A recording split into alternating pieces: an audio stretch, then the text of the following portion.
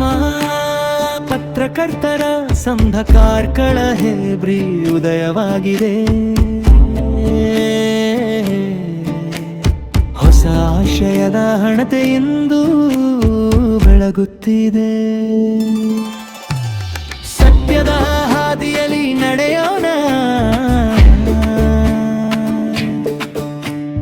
ಸಮಾಜದ ದನಿಯಾಗಿ ನಿಂತುಕೊಳ್ಳೋಣ. ಮಾಧ್ಯಮ ಪತ್ರಕರ್ತರ ಸಂಘ ಕಾರ್ಕಳ ಹೇಬ್ರಿ ಉದಯವಾಗಿದೆ.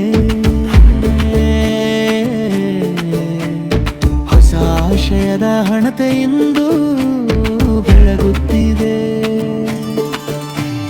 ಮಾಯದ ಪರವಾಗಿ ಧ್ವನಿ ಎತ್ತೋಣ, ಕಷ್ಟದ ಕತ್ತಲೆ ದೂರಾಗಿಸೋಣ. ಮುಗ್ಗಟ್ಟಿನ ಮಂತ್ರವ ಸದಾ ಜಪಿಸೋಣ, ನಾಡಿನ ಸೇವೆಯ ಶಪಥ ಮಾಡುತ್ತಲಿರೋಣ. ಮಾಧ್ಯಮ ಪತ್ರಕರ್ತರ ಸಂಘ ಕಾರ್ಕಳ ಹೇಬ್ರಿ ಉದಯವಾಗಿದೆ. ಹೊಸ ಆಶಯದ ಹಣತೆಯೆಂದು ಬೆಳಗುತ್ತಿದೆ. ಮಾಧ್ಯಮ ಪ್ರಮುಖ ಪಾತ್ರ ವಹಿಸುತ್ತದೆ. ಹೀಗಾಗಿ ಮಾಧ್ಯಮವನ್ನು ಹಾಗೂ ಮಾಧ್ಯಮ ಪತ್ರಕರ್ತರನ್ನು ಬಲಪಡಿಸುವ ನಿಟ್ಟಿನಲ್ಲಿ ಇಂದು ಕರ್ನಾಟಕ ಮಾಧ್ಯಮ ಪತ್ರಕರ್ತರ ಸಂಘ ರಿಜಿಸ್ಟರ್ ಬೆಂಗಳೂರು ಕಾರ್ಕಳ ಹೆಬ್ರಿ ತಾಲೂಕಿನ ಪತ್ರಕರ್ತರ ನೂತನ ಸಂಘವನ್ನು ರಚಿಸಿದ್ದು, ಇದರ ಸಂಘ ಉದ್ಘಾಟನೆ ಮತ್ತು ಪದಗ್ರಹಣ ಕಾರ್ಯಕ್ರಮವನ್ನ ಹಮ್ಮಿಕೊಂಡಿದ್ದು, ಈ ಒಂದು ಕಾರ್ಯಕ್ರಮದ ಉದ್ಘಾಟಕರಾಗಿ ಕರ್ನಾಟಕ ಮಾಧ್ಯಮ ಪತ್ರಕರ್ತರ ಸಂಘ ರಿಜಿಸ್ಟರ್ ಬೆಂಗಳೂರು ಇದರ ರಾಜ್ಯಾಧ್ಯಕ್ಷರಾದ ಶ್ರೀ ಜಿ ಎಂ ರಾಜಶೇಖರ್, ಹಾಗೆಯೇ ಅಧ್ಯಕ್ಷತೆಯನ್ನ ವಹಿಸಿರುವಂತ ಕರ್ನಾಟಕ ಮಾಧ್ಯಮ ಪತ್ರಕರ್ತರ ಸಂಘ ರಿಜಿಸ್ಟರ್ ಕಾರ್ಕಳ ಹೆಬ್ರಿ ಇದರ ಅಧ್ಯಕ್ಷರಾದಂತ ಕುಮಾರಿ ನಳಿನಿ ಎಸ್ ಸುವರ್ಣ, ಹಾಗೆಯೇ ಮುಖ್ಯ ಅತಿಥಿಗಳಾದಂತ ಕಾರ್ಕಳ ವಿಧಾನಸಭಾ ಕ್ಷೇತ್ರದ ಶಾಸಕರು ಹಾಗೆಯೇ ಮಾಜಿ ಸಚಿವರಾದಂತ ಶ್ರೀ ವಿ ಸುನೀಲ್ ಕುಮಾರ್ ಸರ್, ಹಾಗೆಯೇ ಉದಯ ಕೃಷ್ಣಯ್ಯ ಶೆಟ್ಟಿ ಚಾರಿಟೇಬಲ್ ಟ್ರಸ್ಟ್ ಮುನಿಯಾಲು ಇದರ ಅಧ್ಯಕ್ಷರಾದಂತ ಶ್ರೀ ಉದಯ್ ಶೆಟ್ಟಿ ಮುನಿಯಾಲು, ಹಾಗೆಯೇ ಉದ್ಯಮಿಗಳು ಹಾಗೂ ಸಮಾಜ ಸೇವಕರು ಕಾರ್ಕಳ ಶ್ರೀ ಪ್ರಶಾಂತ್ ಕಾಮತ್ ಗೋಳ, ಹಾಗೆಯೇ ರಾಜ್ಯಾಧ್ಯಕ್ಷರು ಫೆಡರೇಷನ್ ಆಫ್ ಕ್ವಾರಿ ಮತ್ತು stone crusher owners association register Bengaluru ಇದರ ಅಧ್ಯಕ್ಷರು, ಹಾಗೆಯೇ ಕರ್ನಾಟಕ ಮಾಧ್ಯಮ ಪತ್ರಕರ್ತರ ಸಂಘ ರಿಜಿಸ್ಟರ್ ಬೆಂಗಳೂರು ಇದರ ಉಪಾಧ್ಯಕ್ಷರಾದಂತ ಡಾಕ್ಟರ್ ರವೀಂದ್ರ ಶೆಟ್ಟಿ ಬಜಗೋಳಿ, ಹಾಗೆಯೇ ಅಖಿಲ ಭಾರತೀಯ ಸಾಹಿತ್ಯ ಪರಿಷತ್ ಕಾರ್ಕಳ ಇದರ ಅಧ್ಯಕ್ಷರಾದಂತ ಶ್ರೀಮತಿ ವಿಕ್ರಪ್ರಭಾ ಹೆಗ್ಡೆ, ಹಾಗೆಯೇ ಈ ಒಂದು ಕಾರ್ಯಕ್ರಮದ ಉಪಸ್ಥಿತಿಯನ್ನು ವಹಿಸಿರುವಂತ ವ್ಯವಸ್ಥಾಪಕ ಸಂಸ್ಥಾಪಕರು ಹಾಗೆಯೇ ಎಂಪಿ ಗ್ರೂಪ್ಸ್ ನ ಮಾಲಕರಾದಂತ ಶ್ರೀ ವಾಸುದೇವ್ ಭಟ್ ನೆಕ್ಕರ್ಬಲ್ಕೆ, ಹಾಗೆಯೇ ಕರಾವಳಿ ನಾಡಿಯ ಶ್ರೀ ಬಾಲಕೃಷ್ಣ ಭೀಮಗುಳಿ, ಹಾಗೆಯೇ ಶ್ರೀ ಕೃಷ್ಣಪ್ಪ ಕರ್ನಾಟಕ ಮಾಧ್ಯಮ ಪತ್ರಕರ್ತರ ಸಂಘ ರಿಜಿಸ್ಟರ್ ಬೆಂಗಳೂರು, ಹಾಗೆಯೇ ನಿವೃತ್ತ ಸೇನಾಧಿಕಾರಿ ಶ್ರೀ ಕೃಷ್ಣಪ್ಪ, ಹಾಗೆಯೇ ರಾಜ್ಯ ಕಾರ್ಯದರ್ಶಿ ಕರ್ನಾಟಕ ಮಾಧ್ಯಮ ಪತ್ರಕರ್ತರ ಸಂಘ ರಿಜಿಸ್ಟರ್ ಬೆಂಗಳೂರು ಶ್ರೀ ವಸಂತ್ ಕುಮಾರ್, ಕೋಶಾಧಿಕಾರಿ ಕರ್ನಾಟಕ ಜಿಲ್ಲಾಧ್ಯಕ್ಷರು ಕರ್ನಾಟಕ ಮಾಧ್ಯಮ ಪತ್ರಕರ್ತರ ಸಂಘ ರಿಜಿಸ್ಟರ್ ಉಡುಪಿ ಜಿಲ್ಲೆ ಶ್ರೀ ಎನ್ ಕೊಟ್ಟಾರೆ, ಇವರೆಲ್ಲರೂ ವೇದಿಕೆಯಲ್ಲಿ ಆಸೀನರಾಗಿದ್ದಾರೆ. ಇವರನ್ನೆಲ್ಲ ವೇದಿಕೆಗೆ ಪ್ರೀತಿಯಿಂದ ಆಹ್ವಾನಿಸುತ್ತಾ ಮೊದಲಿಗೆ ಈ ಒಂದು ಕಾರ್ಯಕ್ರಮವನ್ನ ಪ್ರಾರ್ಥನೆಯೊಂದಿಗೆ ಪ್ರಾರಂಭಿಸಲಿದ್ದಾರೆ ಸನ್ನಿಧಿ ಗುಲಾಲ್.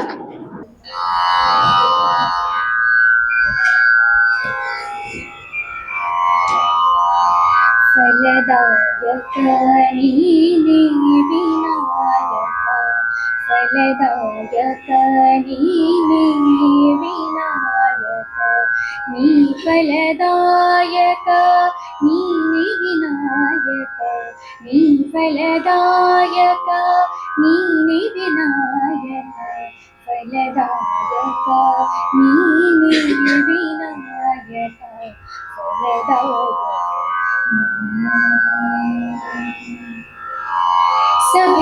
ಸಭೆಯಾರಂಭದೆ ಭಜಿಸುವೆ ನಿನ್ನನು, ಸಭೆಯಾರಂಭದೆ ಭಜಿಸುವೆ ನಿನ್ನನು, ಕಾರ್ಯಸಿದ್ಧಿ ಪೂರಿ ಮಗಿ ವಿನಾಯಕ, ಫಲದಾಯಕ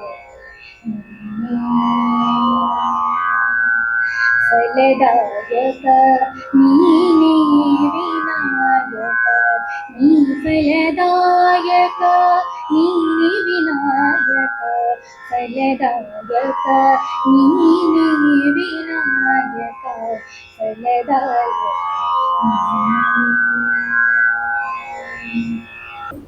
ಯಾವುದೇ ಕಾರ್ಯಕ್ರಮಗಳಲ್ಲಿ ಮೊದಲಿಗೆ ದೇವರ ಸ್ತುತಿಯೊಂದಿಗೆ ಕಾರ್ಯಕ್ರಮ ಪ್ರಾರಂಭ ಮಾಡುವುದು ನಮ್ಮ ಸಂಪ್ರದಾಯ. ಹಾಗೆಯೇ ಈ ಒಂದು ಕಾರ್ಯಕ್ರಮವನ್ನ ಸನ್ನಿಧಿ ಕುಲಾಲಿಯವರು ದೇವರ ಸ್ತುತಿಯೊಂದಿಗೆ ಈ ಕಾರ್ಯಕ್ರಮಕ್ಕೆ ಚಾಲನೆ ನೀಡಿದ್ದಾರೆ. ಅವರಿಗೆ ಅಭಿನಂದನೆಯನ್ನ ಸಲ್ಲಿಸುತ್ತಾ ಬಂದಂತ ಎಲ್ಲ ಗೌರವಾನ್ವಿತ ಅತಿಥಿಗಳನ್ನ ಸ್ವಾಗತಿಸಲಿದ್ದಾರೆ ಮೀಡಿಯಾ ಐ ಮಾಧ್ಯಮದ ಅಬು ಅಖ್ತರ್ ಇವರು. ಮಾನ್ಯ ಅಧ್ಯಕ್ಷರೇ ಹಾಗೂ ವೇದಿಕೆ ಮೇಲಿರುವಂತಹ ಎಲ್ಲ ಗಣ್ಯ ವ್ಯಕ್ತಿಗಳೇ ಹಾಗೂ ಮಾಧ್ಯಮದ ಮಿತ್ರರೇ, ವೇದಿಕೆ ಮುಂಭಾಗದಲ್ಲಿರುವಂತಹ ಎಲ್ಲ ಮಾಧ್ಯಮ ಮಿತ್ರರಿಗೆ ನಾನು ಈಗಾಗಲೇ ಸ್ವಾಗತವನ್ನು ಕೊಡ್ತಾ ಇದ್ದೀನಿ. ಮಾಧ್ಯಮವೆಂದರೆ ಕೇವಲ ಸುದ್ದಿಯ ಮೂಲವಲ್ಲ, ಅದು ಸಮಾಜದ ಜಾಗೃತ ಮನಸ್ಸು ಮತ್ತು ಪ್ರಜಾಪ್ರಭುತ್ವದ ನಾಲ್ಕನೇ ಭದ್ರ ಸ್ತಂಭ ಎನ್ನಬಹುದು. ಸಮಾಜದ ಅಂಕು ಡೊಂಕುಗಳನ್ನು ತಿದ್ದಿ ಜನ ಸಾಮಾನ್ಯರ ಆಶೋತ್ತರಗಳಿಗೆ ಧ್ವನಿಯಾಗಿ ಸತ್ಯದ ಹಾದಿಯಲ್ಲಿ ಬೆಳೆದು ಚೆಲ್ಲುವಂತಹ ಪತ್ರಿಕೋದ್ಯಮವು ಅತ್ಯಂತ ಜವಾಬ್ದಾರಿಯುತವಾದಂತಹ ಕ್ಷೇತ್ರವಾಗಿದೆ. ಇಂತಹ ಪವಿತ್ರ ಕಾಯಕದಲ್ಲಿ ತೊಡಗಿರುವಂತಹ ಪತ್ರಕರ್ತರನ್ನು ಗೌರವಿಸಿ ಇಂದು ನಮ್ಮ ಹಕ್ಕುಗಳ ರಕ್ಷಣೆ ಮತ್ತು ವೃತ್ತಿಪರ ಬಲವರ್ಧನೆಗಾಗಿ ಇಂದು ಕರ್ನಾಟಕ ಮಾಧ್ಯಮ ಪತ್ರಕರ್ತರ ಸಂಘ ರಿಜಿಸ್ಟ್ರೇಷನ್ ಬ್ಯಾಂಗ್ಳೂರು ಇವರ ವತಿಯಿಂದ ಕಾರ್ಕಳ ಮತ್ತು ಹೆಬ್ಬಿ ತಾಲೂಕು ಘಟಕದ ಉದ್ಘಾಟನೆ ಹಾಗೂ ಪದಗ್ರಹಣ ಸಮಾರಂಭ ನಡೆಯುತ್ತಿದೆ. ಈ ಐತಿಹಾಸಿಕ ಕ್ಷಣಕ್ಕೆ ಸಾಕ್ಷಿಯಾಗಿರುವ ನಿಮಗೆಲ್ಲರಿಗೂ ಸಂಘದ ಪರವಾಗಿ ಹೃದಯಪೂರ್ವಕವಾದಂತಹ ಸ್ವಾಗತಗಳು ಹಾಗೂ ನಮನಗಳು. ಈಗಾಗಲೇ ಸ್ವಾಗತ ಭಾಷಣ ಕರ್ನಾಟಕ ಮಾಧ್ಯಮ ಪತ್ರಕರ್ತರ ಸಂಘದ ಅಧ್ಯಕ್ಷರಾದ ಹಾಗೂ ಈ ಸಂಘದ ಬೆನ್ನೆಲುಬು ಪತ್ರಕರ್ತರ ಹಿತರಕ್ಷಣೆಗಾಗಿ ರಾಜ್ಯಾದ್ಯಂತ ಅವಿರತವಾಗಿ ಶ್ರಮಿಸುತ್ತಿರುವ ಮತ್ತು ಇಂದಿನ ಈ ಕಾರ್ಯಕ್ರಮದ ಉದ್ಘಾಟಕರಾದ ಗೌರವಾನ್ವಿತ ಅತಿಥಿಗಳಾದ ಶ್ರೀ GM ರಾಜಶೇಖರ್ ಅವರಿಗೆ ಹೃದಯಾಂತರಾಳದ ಸ್ವಾಗತವನ್ನು ಬಯಸುತ್ತೇನೆ.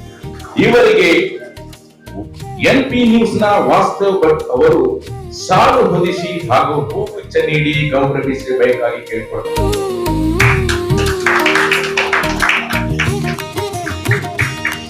ಸರ್, ನಿಮ್ಮ ಮಾರ್ಗದರ್ಶನ ನಮ್ಮ ಜಿಲ್ಲೆ ಮತ್ತು ತಾಲೂಕು ಘಟಕಗಳಿಗೆ ಸದಾ ಸ್ಫೂರ್ತಿಯಾಗಿದೆ ಎಂದು ಕೇಳ್ಕೊಳ್ತಾ ಇದ್ದೀನಿ. ನಮ್ಮ ಕ್ಷೇತ್ರದ ಜನಪ್ರಿಯ ಶಾಸಕರು ಹಾಗೂ ಮಾಜಿ ಸಚಿವರಾದಂತಹ ಗೌರವಾನ್ವಿತ ಅತಿಥಿಗಳಾದ ಶ್ರೀ ವಿನೀತ್ ಸುನಿಲ್ ಕುಮಾರ್ ಅವರಿಗೆ ಆತ್ಮೀಯ ಸ್ವಾಗತ. ಸರ್, ನಿಮ್ಮ ಅಭಿವೃದ್ಧಿ ಪರ ಚಿಂತನೆ ಮತ್ತು ಜನಸಾಮಾನ್ಯರ ಪರವಾಗಿ ನೀವು ಧ್ವನಿ ಎತ್ತುವ ಶೈಲಿ ನಮಗೆಲ್ಲರಿಗೂ ಆದರ್ಶ. ಮಾಧ್ಯಮದ ಕ್ಷೇತ್ರದ ಮೇಲೆ ನಿಮಗಿರುವ ಅಭಿಮಾನ ಮತ್ತು ಪ್ರೀತಿ ನಮಗೆ ಈ ಕಾರ್ಯಕ್ರಮದಲ್ಲಿ ಹೊಸ ಚಿಂತನೆಯನ್ನು ನೀಡಿದೆ. ಇವರಿಗೆ ಮಾಧ್ಯಮ ಬಿಂಬದ ಶರತ್ ಕಾರಂಗಿ ಅವರು ಹಾಗೂ ಸಾಲನ್ನು ಹೊಂದಿಸಿ ಸ್ವಾಗತಿಸಬೇಕಾಗಿ ಹಾಗೂ ಗೌರವಿಸಬೇಕಾಗಿ ಕೇಳಿಕೊಳ್ತಾ ಇದ್ದೇನೆ.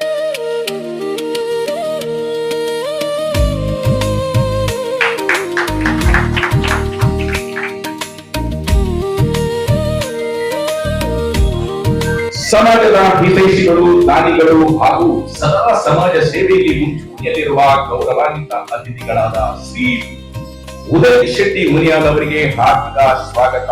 ಕಷ್ಟದಲ್ಲಿರುವವರಿಗೆ ನೆರವಾಗುವ ನಿಮ್ಮ ದಾತೃತ್ವ ಮತ್ತು ಸಮಾಜದ ಪ್ರಗತಿಯಲ್ಲಿ ನೀವು ವಹಿಸುವ ಆಸಕ್ತಿ ನನಗೆ ಪ್ರೇರಣೆ. ತಮಗೆ ಗೌರವಪೂರ್ವಕವಾದಂತಹ ಸ್ವಾಗತ.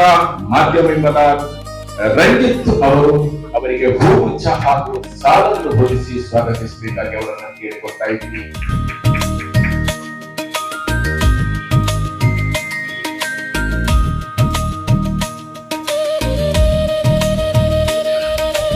ಧನ್ಯವಾದಗಳು ಅವರೇ. ಪ್ರಗತಿಪರ ಚಿಂತನೆಯ ಯುವ ಉದ್ಯಮಿಗಳು ಹಾಗೂ ಸಮಾಜದ ಬಗ್ಗೆ ವಿಶೇಷ ಕಾಳಜಿ ಹೊಂದಿರುವ ಗೌರವಾನ್ವಿತ ಅತಿಥಿಗಳಾದ ಶ್ರೀ ಪ್ರಶಾಂತ್ ಕಾಮತ್ ಗೋಳ ಅವರಿಗೆ ಆತ್ಮೀಯ ಸ್ವಾಗತ. ನಿಮ್ಮಂತವರ ಉಪಸ್ಥಿತಿ ಈ ಸಂಘಟನೆಯ ಶಕ್ತಿಯನ್ನು ಇಮ್ಮಡಿಗೊಳಿಸಿದೆ. ತಮಗೆ ಆದರದ ಸ್ವಾಗತ. ಇವರಿಗೆ ನಮ್ಮ ಕಾರಣದ ಸಂಪತ್ ಅವರು ಹೂಗುಚ್ಛ ಹಾಗೂ ಸಾಲನ್ನು ಹೊದಿಸಿ ಗೌರವಿಸಬೇಕಾಗಿ ನಾನು ಅವರಲ್ಲಿ ಕೇಳಿಕೊಳ್ತಾ ಇದ್ದೀನಿ.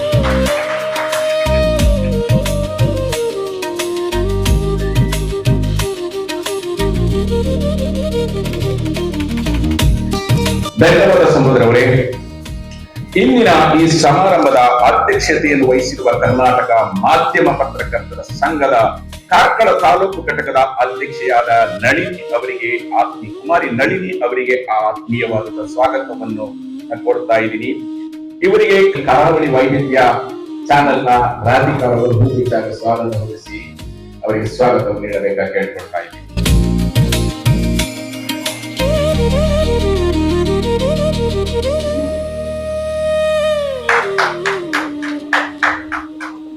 ಧನ್ಯವಾದಗಳು ರಾಧಿಕರವರೇ.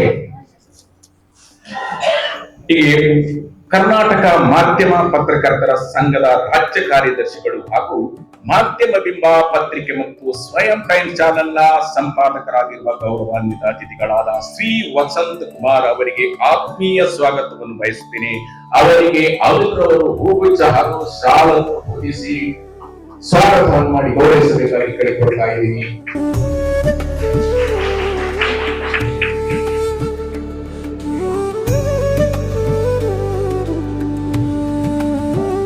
ಧನ್ಯವಾದಗಳು. ಮುಂದೆ ಫೆಡರೇಷನ್ ಆಫ್ ಬಾಡಿ ಮತ್ತು stone crusher owners association registration bank ಇವರ ರಾಜ್ಯಾಧ್ಯಕ್ಷರಾದ ಕರ್ನಾಟಕ ಮಾಧ್ಯಮ ಪತ್ರಕರ್ತರ ಸಂಘದ ರಾಜ್ಯ ಉಪಾಧ್ಯಕ್ಷರಾಗಿರುವಂತಹ ಗೌರವಾನ್ವಿತ ಅತಿಥಿಗಳಾದ ಶ್ರೀ ಡಾಕ್ಟರ್ ರವೀಂದ್ರ ಶೆಟ್ಟಿ ಬಲಗುಡಿ ಅವರಿಗೆ ಗೌರವಪೂರ್ವಕವಾದಂತಹ ಸ್ವಾಗತ. ಅವರಿಗೆ ಕರಾವಳಿ ನಾಡಿನ ಬಾಲಕೃಷ್ಣ ಭೀಮಗುಡಿ ಅವರು ಹೂಗುಚ್ಛ ಹಾಗೂ ಶಾಲನ್ನು ಹೊದಿಸಿ ಗೌರವಿಸಬೇಕಾಗಿ ಅವರಿಗೆ ಕೇಳಿಕೊಳ್ಳುತ್ತಾರೆ.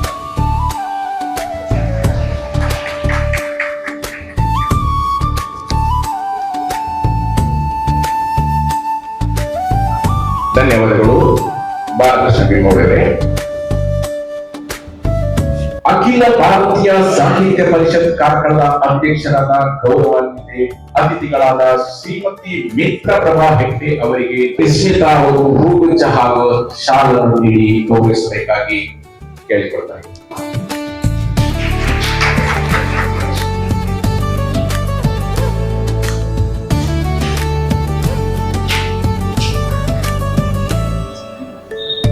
ಧನ್ಯವಾದಗಳು ನಿಶ್ಚಿತ್ ಅವರೇ.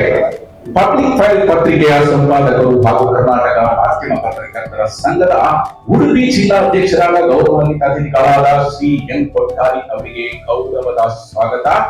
ಅವರಿಗೆ ನಮ್ಮ ಸ್ವಯಂ ಟೈಮ್ಸ್ ನ ಶಶಿಕಾಂತ್ ಅವರು ಶಾಲನ್ನು ಹಾಗೂ ಹೂಗುಚ್ಛ ನೀಡಿ ಗೌರವಿಸಬೇಕಾಗಿ ಅವರನ್ನು ಕೇಳಿಕೊಳ್ತಾ ಇದ್ದಾರೆ.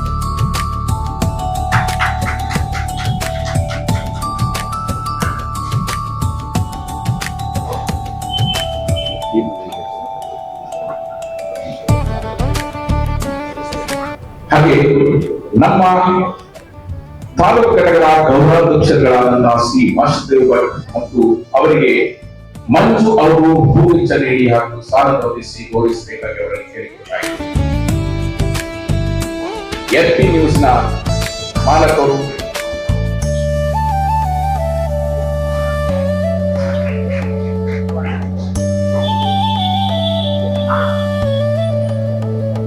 ಧನ್ಯವಾದಗಳು ಇವರೇ. ಕರ್ನಾಟಕ ಮಾಧ್ಯಮ ಪತ್ರಕರ್ತರ ಸಂಘದ ರಾಜ್ಯ ಉಪಾಧ್ಯಕ್ಷರಾದ ಕೃಷ್ಣಪ್ಪ ಅವರಿಗೆ ಅಬೂಬಕರ್ ಅವರು ನಾನೇ ಈಗ ಸಾಲನ್ನು ಹೊದಿಸಿ ಹಾಗೂ ಹೂಗುಚ್ಛ ನೀಡಿ ಗೌರವಿಸ್ತಾ ಇದ್ದೀನಿ.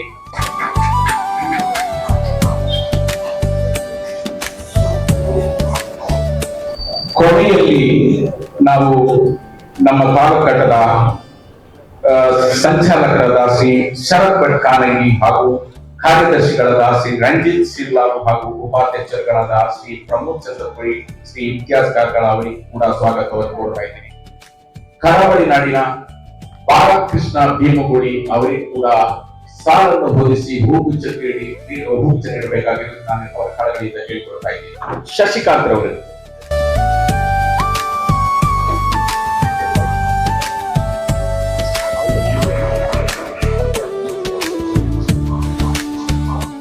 ಎಲ್ಲರನ್ನ ಗೌರವದಿಂದ ಸ್ವಾಗತಿಸಿದಂತ ಅಬೂಬಕರ್ ಇವರನ್ನು ಈ ಒಂದು ಕಾರ್ಯಕ್ರಮಕ್ಕೆ ಆತ್ಮೀಯವಾಗಿ ಸ್ವಾಗತಿಸುತ್ತಿದ್ದೇನೆ. ಹಾಗೆಯೇ ಈ ಒಂದು ಕಾರ್ಯಕ್ರಮದ ಸವಿಸ್ತಾರ ವಿವರವನ್ನ ಪ್ರಾಸ್ತಾವಿಕ ಮಾತಿನೊಂದಿಗೆ ನಮಗೆಲ್ಲ ತಿಳಿಸಿಕೊಡಲಿದ್ದಾರೆ ನಮ್ಮ ರಾಜ್ಯ ಕಾರ್ಯದರ್ಶಿಯಾಗಿರುವ ವಸಂತ್ ಸರ್ ಇವರು. ಕರ್ನಾಟಕ ಮಾಧ್ಯಮ ಪತ್ರಕರ್ತರ ಸಂಘ ಬೆಂಗಳೂರು ಇದರ ಕಾರ್ಕಳ ಮತ್ತೆ ಹೆಬ್ರಿ ತಾಲೂಕುಗಳ ಶಾಖೆ ಇವತ್ತು ಉದ್ಘಾಟನೆ ಆಗ್ತಿದೆ. ಒಂದು ರೀತಿಯಲ್ಲಿ ಕಾರ್ಕಳದವರಿಗೆ ಒಂದು ಸಂತಸದ ದಿನ ಮತ್ತೆ ಕ್ಷಣ.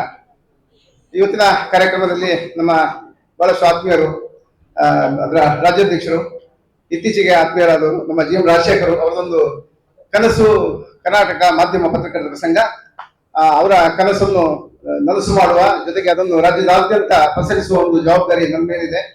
ಇದನ್ನು ಜವಾಬ್ದಾರಿಯಾಗಿ ನಿಭಾಯಿಸುವ ನಿಟ್ಟಿನಲ್ಲಿ ಇವತ್ತಿನ ಕಾರ್ಕಳದ ಈ ಕಾರ್ಯಕ್ರಮ ಆರಂಭ ಆಗಿದೆ. ಇವತ್ತಿನ ಕಾರ್ಯಕ್ರಮದಲ್ಲಿ ಆತ್ಮೀಯರು, ಗೌರವಾನ್ವಿತರು ಶಾಸಕರು ಸುನೀಲ್ ಕುಮಾರ್ ಅವರಿದ್ದಾರೆ, ಮುನಿಯಾಲು ಉದಯ್ ಕುಮಾರ್ ಶೆಟ್ಟಿ ಇದ್ದಾರೆ, ಗೋಳ ಪ್ರಶಾಂತ್ ಕಾಮತ್ ಇದ್ದಾರೆ, ರವೀಂದ್ರ ಶೆಟ್ಟಿ ಇದ್ದಾರೆ, ವಿತ್ರಕ್ಕ ಇದ್ದಾರೆ. ಎಲ್ಲರೂ ಕೂಡ ತಾವು ಗಮನಿಸಬಹುದು.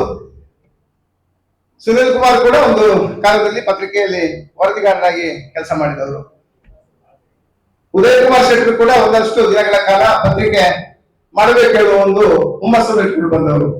ಅದರ ಜೊತೆಗೆ ಗೋಳ ಪ್ರಶಾಂತ್ ಕಾಮತ್, ನಿಮ್ಗೆ ಗೊತ್ತಿದೆ, ಕಾರ್ಕಳದಲ್ಲಿ ಸ್ವಯಂ ಟೈಮ್ಸ್ ಊಟ ಹಾಕ್ಬೇಕು ಅಂತಂದ್ರೆ ನನಗೆ ಪ್ರೇರಣಾ ಶಕ್ತಿ ಯಾರು ಅಂತ ಕೇಳಿದ್ರೆ ನನ್ನ ಹೆಸರಲ್ಲ, ಸ್ವಯಂ ಟೈಮ್ಸ್ ಅವ್ರದೇ ಹೆಸರು, ಅವರೇ ಇಟ್ಟದ್ದು. ಸ್ವಯಂ ಈಶ್ವರನ ಹೆಸರಿರಲಿ, ಸ್ವಯಂ ಟೈಮ್ಸ್ ಕೂಡ ಅವರೇ ಇಟ್ಟದ್ದು.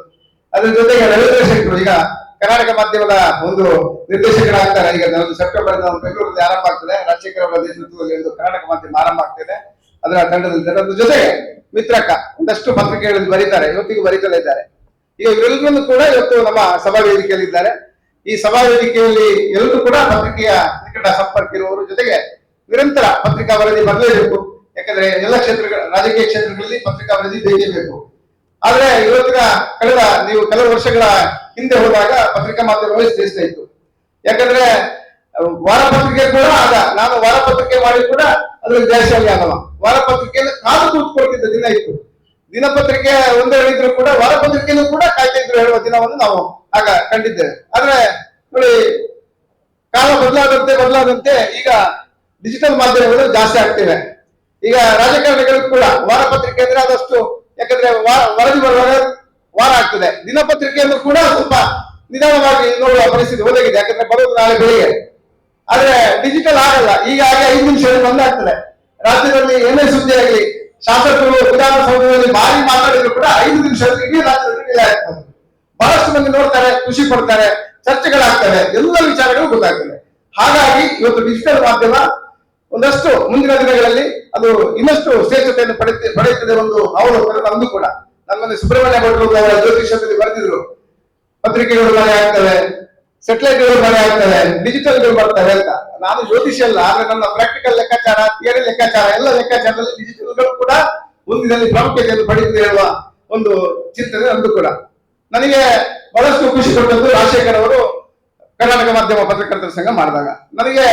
ನಾನು ಯಾವುದೇ ಸಂಘದಲ್ಲಿ ಇರಲಿಲ್ಲ. ಕಳೆದ 2008ರಲ್ಲಿ ಸಂಘ ಬಿಟ್ಟವ. ನನಗೆ ಬೇಡ, ಸಂಘ ಬೇಡ, ನಾವು ಪತ್ರಿಕೆ ಮಾತ್ರ ಮಾಡುವುದು, ನಮಗೆ ಸಂಘಟನೆ ಬೇಡ ಹೇಳುವ ಲೆಕ್ಕಾಚಾರ ಇತ್ತು. ಯಾಕಂದ್ರೆ ನಾವು ಒಂದು ರೀತಿಯ ಆ ಮಿಲಿಟರಿ ಸಿಸ್ಟಮ್ ಆಗಿ ಹೋಗ್ತಾ ಇದ್ದಾಗ ಕೆಲವರಿಗೆ ಹಿತ ಆಗೋದಿಲ್ಲ, ಹಾಗಾಗಿ ನಮಗೆ ಬೇಡ ಅಂತ ನಾನು ಇದ್ದೆ. ಆದ್ರೆ ದೆಹಲಿಯಿಂದ ಸಣ್ಣ ಮತ್ತು ಮಧ್ಯಮ ಪತ್ರಿಕೆಗಳ ಸಂಘ ಒಂದು ನನಗೆ ತಮಿಳುನಾಡಲ್ಲಿ ಕರೆದು ಆನರ್ ಮಾಡಿ ನೀವು ರಾಜ್ಯಕ್ಕೆ ಆಗಬೇಕು ಅಂತ ಹೇಳಿದ್ರು. ನನಗೆ ಬೇಡ ಹೇಳ್ಕೊಂಡು ನಾನು ಬಂದೆ. ಕೊನೆಗೆ ನನಗೊಂದು ಹಂಗಿತ್ತು ಸಕಲೇಶ್ವರದಲ್ಲಿ. ಇವರು ಪ್ರೆಸ್ ಕ್ಲಬ್ ಅಧ್ಯಕ್ಷರಾಗಿದ್ದಾಗ ನಮ್ಮ ಮಿಲಿಟರಿ ಕೃಷ್ಣಪ್ಪ ಅವರು ಅದೇ ಪ್ರೆಸ್ ಕ್ಲಬ್ ಅಧ್ಯಕ್ಷರು, ಅವರು ನನಗೆ ರಾಜ್ಯೋತ್ಸವ ಪ್ರಶಸ್ತಿ ಕೊಟ್ಟರು ಸಕಲೇಶ್ವರದಲ್ಲಿ. ಪ್ರೆಸ್ ಕ್ಲಬ್ ನಲ್ಲಿ ಯಾರಿಗಾಗ್ಬೋದು ಕೇಳೋದು, ಅದು ವಸಂತಿಗೆ ಆಗ್ಬೋದು ಹೇಳ್ಕೊಂಡು ಎಂತ ವಿರೋಧ ಇದ್ರು ಕೂಡ ಅವರಿಗೆ ಕೊಡಿಸಿದವರು ಕೃಷ್ಣಪ್ಪರು. ಅವರ ಹಂಗಿಗೆ ಬಿದ್ದು ನಾನು ಕರ್ನಾಟಕ ಮಾಧ್ಯಮ ಪತ್ರಕರ್ತರ ಸಂಘಕ್ಕೆ ಸೇರಿದೆ, ಸೆಕ್ರೆಟರಿ ಆಗಿ ಅಲ್ಲ, ಸೇರಿದೆ ಅಷ್ಟೇ. ನನಗೆ ರಾಜಶೇಖರಿಗೆ ನಮ್ಮ ಮನಸ್ಸಾಯಿತು, ವಸಂತ ಕಾರ್ಯದರ್ಶಿ ಆಗ್ಬೋದು ಹೇಳಿ ನನಗೆ ಕಾರ್ಯದರ್ಶಿ ಕೊಟ್ಟಿದ್ದಾರೆ.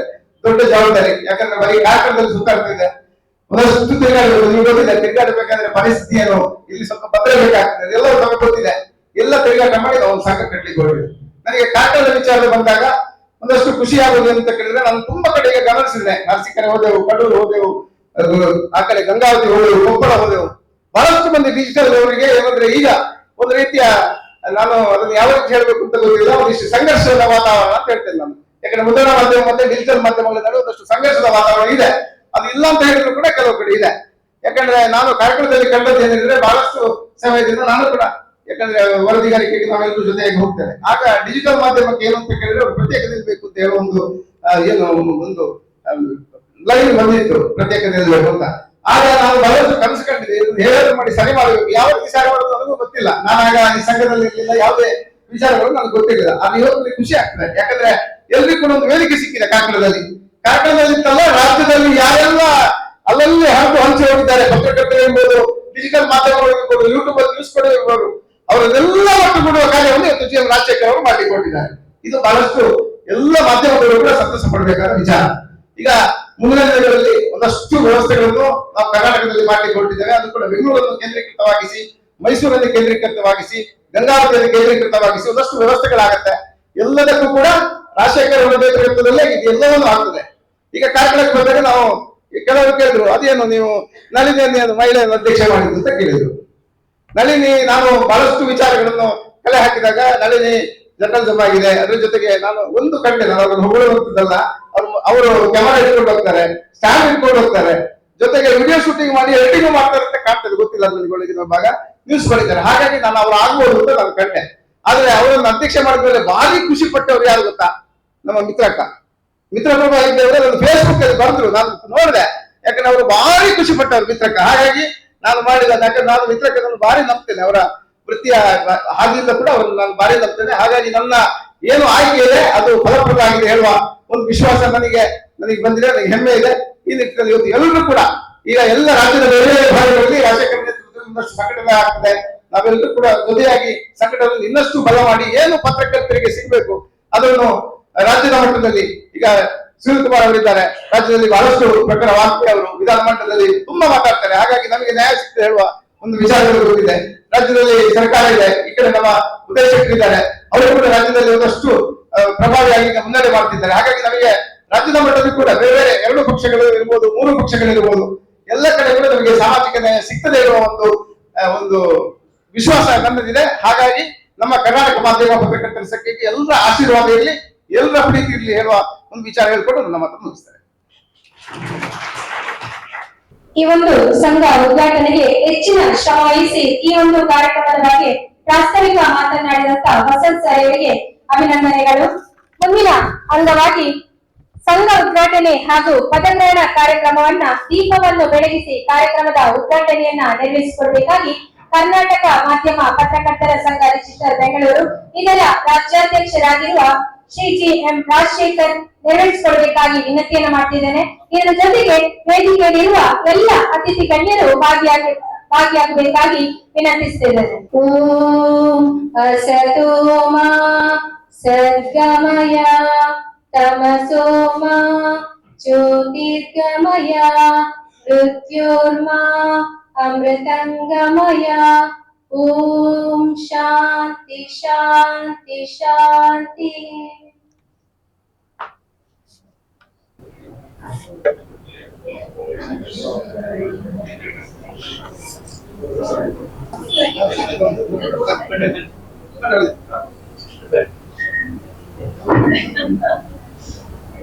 ದೀಪವನ್ನ ಬೆಳಗಿಸಿ ಈ ಒಂದು ಕಾರ್ಯಕ್ರಮವನ್ನ ಉದ್ಘಾಟಿಸಿದಂತ ರಾಜ್ಯಾಧ್ಯಕ್ಷರು ಹಾಗೆಯೇ ವೇದಿಕೆಯಲ್ಲಿರುವಂತ ಎಲ್ಲ ಅತಿಥಿ ಗಣ್ಯರಿಗೆ ಅಭಿನಂದನೆಯನ್ನು ತಿಳಿಸುತ್ತಾ ಮುಂದಿನ ಅಂಗವಾಗಿ ಉದ್ಘಾಟಕರ ಮಾತನ್ನ ರಾಜ್ಯಾಧ್ಯಕ್ಷರು ನಡೆಸಿಕೊಡಬೇಕಾಗಿ ವಿನಂತಿಯನ್ನು ಮಾಡ್ತಿದ್ದೇವೆ ಸರ್.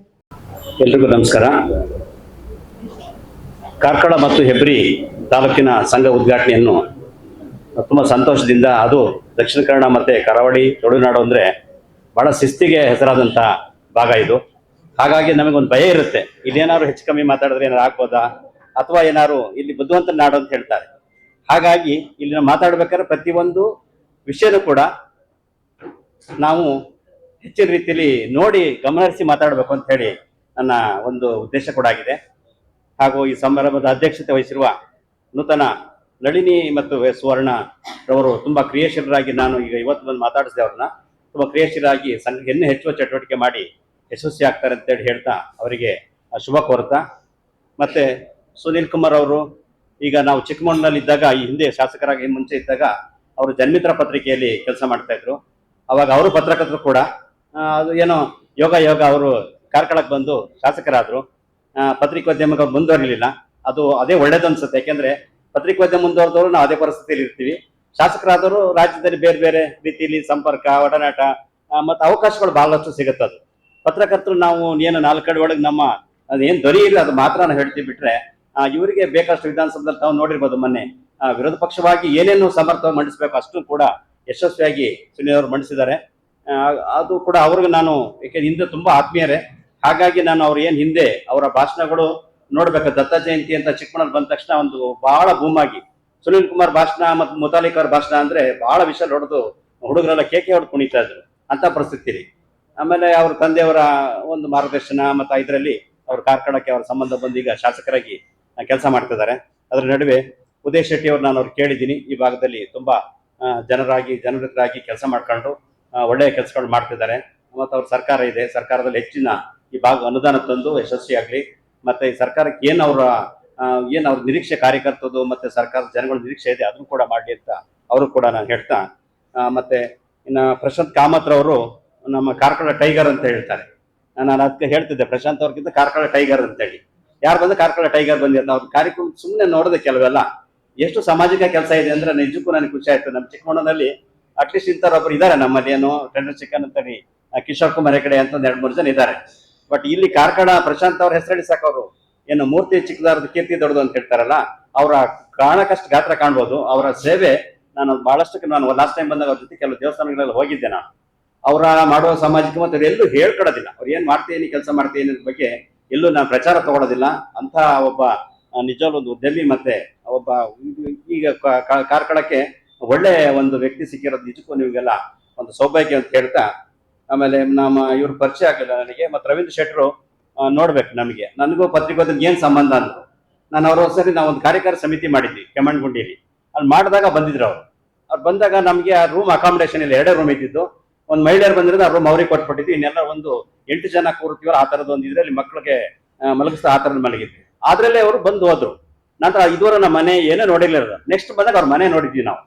ಅವಾಗ ಅಂದ್ವಿ, ನಾವು ಇಂಥ ದೊಡ್ಡ ವ್ಯಕ್ತಿ ಆ ತರ ಮಕ್ಕಳು ಮಲಗಿಸ್ತೀವಲ್ಲ, ನಾವು ಜಾಗ 3-4 ಜನ ಮಲಗ್ತೀವಲ್ಲ, ಅಂತ ಜಾಗದಲ್ಲಿ ಬಿದ್ದಂತ ಸರಳ ವ್ಯಕ್ತಿ ಅಂತೇಳಿ ಅವತ್ತು ನಮಗೆ ಗೊತ್ತಾಗಿದೆ. ಯಾಕೆ ವ್ಯಕ್ತಿ ಎಷ್ಟೇ ದೊಡ್ಡರಾದ್ರೂ ತಮ್ಮ ಸಾಮಾನ್ಯ ಮತ್ತೆ ತಮ್ಮ ಸರಳತೆ ಇದೆಯಲ್ಲ ಅದು ನಾವು ಮೆಚ್ಚಬೇಕು. ಅದಕ್ಕೋಸ್ಕರ ನೀವು ಗೌರವಿತಾಗಿ ನಾವು ಉಪಾಧ್ಯಕ್ಷ ಆಗಿರ್ಬೇಕು. ನಮ್ಗೆ ಅದಕ್ಕೆ ಅವ್ರು ಹೇಳಿದ್ರು, ನನಗೂ ಇದಕ್ಕೆ ಏನ್ ಸಂಬಂಧ ಅಂತ ಹೇಳಿ ಸುನೀಲ್ ಅವ್ರಿಗೆ ಕೇಳಿದ್ರು. ಇದು ಪತ್ರಿಕೋದ್ಯಮ ಸಂಬಂಧ ಅಂತ. ಪತ್ರಿಕೋದ್ಯಮ ಸಂಬಂಧ ಇಲ್ಲ ಅಂತಲ್ಲ, ಬಟ್ ಅವ್ರ ಇದು ಗೌರವಕ್ಕೆ ಇರುತ್ತೆ ಅಂತ ಹೇಳಿ ನಾವು ಅವ್ರನ್ನ ಹೆಚ್ಚಿನ ರೀತಿಯಲ್ಲಿ ಅವ್ರ ಉಪಾಧ್ಯಕ್ಷ ಅಂತ ಮಾಡ್ಕೊಂಡು ಬಹಳಷ್ಟು ಕಡೆ ಪ್ರವಾಸ ಮಾಡಿದ್ವಿ, ಹೆಚ್ಚು ಕೆಲಸ ಮಾಡ್ತಾ ಇದ್ವಿ. ಅದ್ರ ನಡುವೆ ಇನ್ನ ನಮ್ಮ ನಿವೃತ್ತ ಸೈನಿಕರು ಕೃಷ್ಣಪ್ಪನವರು, ಅವರು ಸೈನ್ಯ ದೇಶ ಸೇವೆ ಮಾಡಿ ನಂತರ ನಿವೃತ್ತರಾದ್ರೂ ಕೂಡ ಎಷ್ಟು ನಮ್ಮ ಜೊತೆ ಕಾಳಜಿ ವಯಸ್ಸಲ್ಲಿ ಎಷ್ಟು ನಮ್ಮ ಜೊತೆ ಕೆಲಸ ಮಾಡ್ತಾರೆ ಅಂದ್ರೆ ನಿಜಕ್ಕೂ ನಾವ್ ಎಲ್ಲಿ ಹೋದ್ರು ಅವ್ರನ್ನ ಬಿಟ್ಟು ಹೋಗೋದಿಲ್ಲ. ಯಾಕೆಂದ್ರೆ ಅವ್ರು ಅಷ್ಟು ಆಸಕ್ತಿ ಇದ್ದಾರೆ. ಈಗ ಮಿಲಿಟರಿ ರಿಟೈರ್ಡ್ ಆದ ತಕ್ಷಣ ಮನೆ ಸೇರ್ಕೊಂಡ್ಬಿಡ್ತಾರೆ ಕೆಲವರು ಸರ್ವಿಸ್ ಮಾಡ್ಕೊಂಡಿಲ್ಲ, ಬೇಡ ಸಾಕಪ್ಪ ನನಗೆ ಹೇಳ್ತಾರೆ. ಆದ್ರೆ ಅವರು ಹೆಚ್ಚು ರೀತಿಯಲ್ಲಿ ನಮ್ಮ ಮಟ್ಟಿಗಿದ್ದು ತುಂಬಾ ಕೆಲಸ ಮಾಡಿದ್ದಾರೆ. ಇನ್ನು ಅದರಿಂದ ವಸಂತ್ ಕುಮಾರ್ ಅವ್ರ ಬಗ್ಗೆ ಹೇಳೋದೇ ಬೇಕಾಗಿಲ್ಲ. ನಾನು ಒಂದ್ 2 ಸಭೆಯಲ್ಲಿ ಅವ್ರನ್ನ ಕರ್ಕೊಂಡು ಹೋದ್ದೇನೆ, 2 ಊರಿಗೆ. ನಾನು ಹೋದಾಗ ಅವರ ಮಾತು ಮತ್ತು ಅವರ ಆಕ್ಟಿವ್ನೆಸ್ ಅದೆಲ್ಲ ನೋಡಿ ನಮ್ಗೊಬ್ರು ಕಾರ್ಯದರ್ಶಿ ಬೇಕು ಅಂತ ಹುಡುಕ್ತಾ ಇದ್ವಿ. ಆ ಕಾರ್ಯದರ್ಶಿ ನೀವು ಆಗ್ಬೇಕು ಅಂತ ಹೇಳಿ ವಸಂತ್ ಕುಮಾರ್ ಅವ್ರಿಗೆ ಹೇಳಿದಾಗ ಅವ್ರು ಅವ್ರ ಒತ್ತಡಗಳು ತುಂಬಾ ಇದೆ. ಬಟ್ ಎಷ್ಟು ನಮಗೆ ಆಗ್ತದೆ, ದತ್ತ ಜಯಂತಿ ಲೈವ್ ಕೊಟ್ಟಿದ್ವಿ ನಾವು. ಆ ಲೈವ್ ಕಾರ್ಯಕ್ರಮದಲ್ಲಿ ಎಷ್ಟು ಹುಡುಗರು ಅಂದ್ರೆ ಸುಮಾರು 7 ಗಂಟೆ ಇಬ್ರು ಹುಡುಗರು ಕ್ಯಾಮ್ರಾನ ಹೆಗಲ ಮೇಲೆ ಇಟ್ಕೊಂಡಿದ್ದಾರೆ. ಪತ್ರಕರ್ತ ಕಷ್ಟ ಎಷ್ಟು ಅಂತ ಹೇಳ್ತಿರೋದು. ಆ ಲೈವ್ ಕೊಡ್ತಾ ಇದೀವಿ. ಲೈವ್ ಕೊಡೋ ಕಾರ್ಯಕ್ರಮದಲ್ಲಿ ನಮಗೆ ಗ್ಲಾಸ್ ನೀರು ಕೊಡೋರು ಯಾರು ಇರೋದಿಲ್ಲ. ದತ್ತ ಜಯಂತಿ ಡ್ಯಾನ್ಸ್ ಎಲ್ಲ ನಡೀತಾ ಇರುತ್ತೆ. ಪತ್ರಕರ್ತರ ಕಷ್ಟಕ್ಕೆ ಅದೆಲ್ಲ ಬರೋದು ಕಷ್ಟ. ಅದ್ರ ನಡುವೆ ವಸಂತ್ ಅವರು ಬಂದಾಗ 3 ಜನಕ್ಕೆ ಜ್ವರ ಬಂದು ಮಲ್ಕೊಂಡ್ಬಿಟ್ರು ಮಾನ್ಯ ದಿವಸ. ಯಾಕೆಂದ್ರೆ ನಮ್ಮ ದತ್ತಪೀಠ ಅಂದ್ರೆ ಗಿರಿಗೆ ಹೋಗ್ಬೇಕಾದ್ರೆ, ನೀವು ದತ್ತಪೀಠಕ್ಕೆ ಹೋಗ್ಬೇಕಾದ್ರೆ ತುಂಬಾ ಅಲ್ಲಿ ಚಳಿ ವಾತಾವರಣ. ಅಂತ ಕಷ್ಟದಲ್ಲಿ ಕೆಲಸ ಮಾಡಿ ಮತ್ತೆ ಎಷ್ಟೇ ರಾತ್ರಿ ನಾನು ಬೆಳಗ್ಗೆ ವಸಂತ ನಾಳೆ ಬೆಂಗಳೂರು ಹೋಗ್ಬೇಕು ಅಂದ್ರೆ ಇಲ್ಲಿ ಕೆಲಸ ಮುಗಿಸಿ ರಾತ್ರಿ 3 ಗಂಟೆ ಬಸ್ ಹತ್ತಾರ. ಅಲ್ಲಿ ಬಂದು ಬೆಂಗಳೂರು ಜಾಯ್ನ್ ಆಗ್ತೀವಿ, ಕೊಪ್ಪಳ. ಈ ರೀತಿ ನಮ್ಗೊಬ್ರು ಒಳ್ಳೆ ಕಾರ್ಯದರ್ಶಿ ಸಿಕ್ಕಿದ್ದಾರೆ. ಆಮೇಲೆ ಅವ್ರದ್ದು ಒಂದು ವಾಕ್ಚಾತುರ್ಯ ಮತ್ತೆ ಅವರ ಒಂದು ಕಮಿಟ್ಮೆಂಟ್ ಪತ್ರಿಕೋದ್ಯಮದಲ್ಲಿ ತುಂಬಾ ಚೆನ್ನಾಗಿ. ಅವ್ರಿಗೂ 30 ವರ್ಷ ಅನುಭವ. ನಾನು 27 ವರ್ಷ ಪತ್ರಿಕೋದ್ಯಮದಲ್ಲಿ 32 ವರ್ಷ ಅನುಭವ ಇದೆ. 27 ವರ್ಷ ನಾನು ಸುದ್ದಿಗಾರ ಅಂತ ಪತ್ರಿಕೆ ನಡೆಸ್ತಾ ಇದ್ದೀನಿ. ಸುದ್ದಿಗಾರ ಲೈವ್ ನ್ಯೂಸ್ ಅಂತ ಈಗ ಏನು ಡಿಜಿಟಲ್ ಮಾಧ್ಯಮ ಬಂದಿದೆ ಆ ಕೆಲಸನ ಮಾಡ್ತಾ ಇದ್ದೀನಿ. ಅವರು ಕೂಡ 30 ವರ್ಷ ಪತ್ರಿಕೋದ್ಯಮ ಸೇವೆ ಸಲ್ಲಿಸಿದ್ದಾರೆ. ಈ ಭಾಗದಲ್ಲಿ ಹೆಚ್ಚು ರೀತಿಯಲ್ಲಿ ನಮ್ಗೆ, ಯಾಕೆಂದ್ರೆ ಮಂಗಳೂರು ಭಾಗ ಈ ಭಾಗದಲ್ಲಿ ನಾವು ಯಾಕೆ ದಕ್ಷಿಣ ಕನ್ನಡದಲ್ಲಿ ಮಾಡ್ತಿದ್ವಿ ಅಂದ್ರೆ 4 ಭಾಗ ಮಾಡಿದ್ವಿ.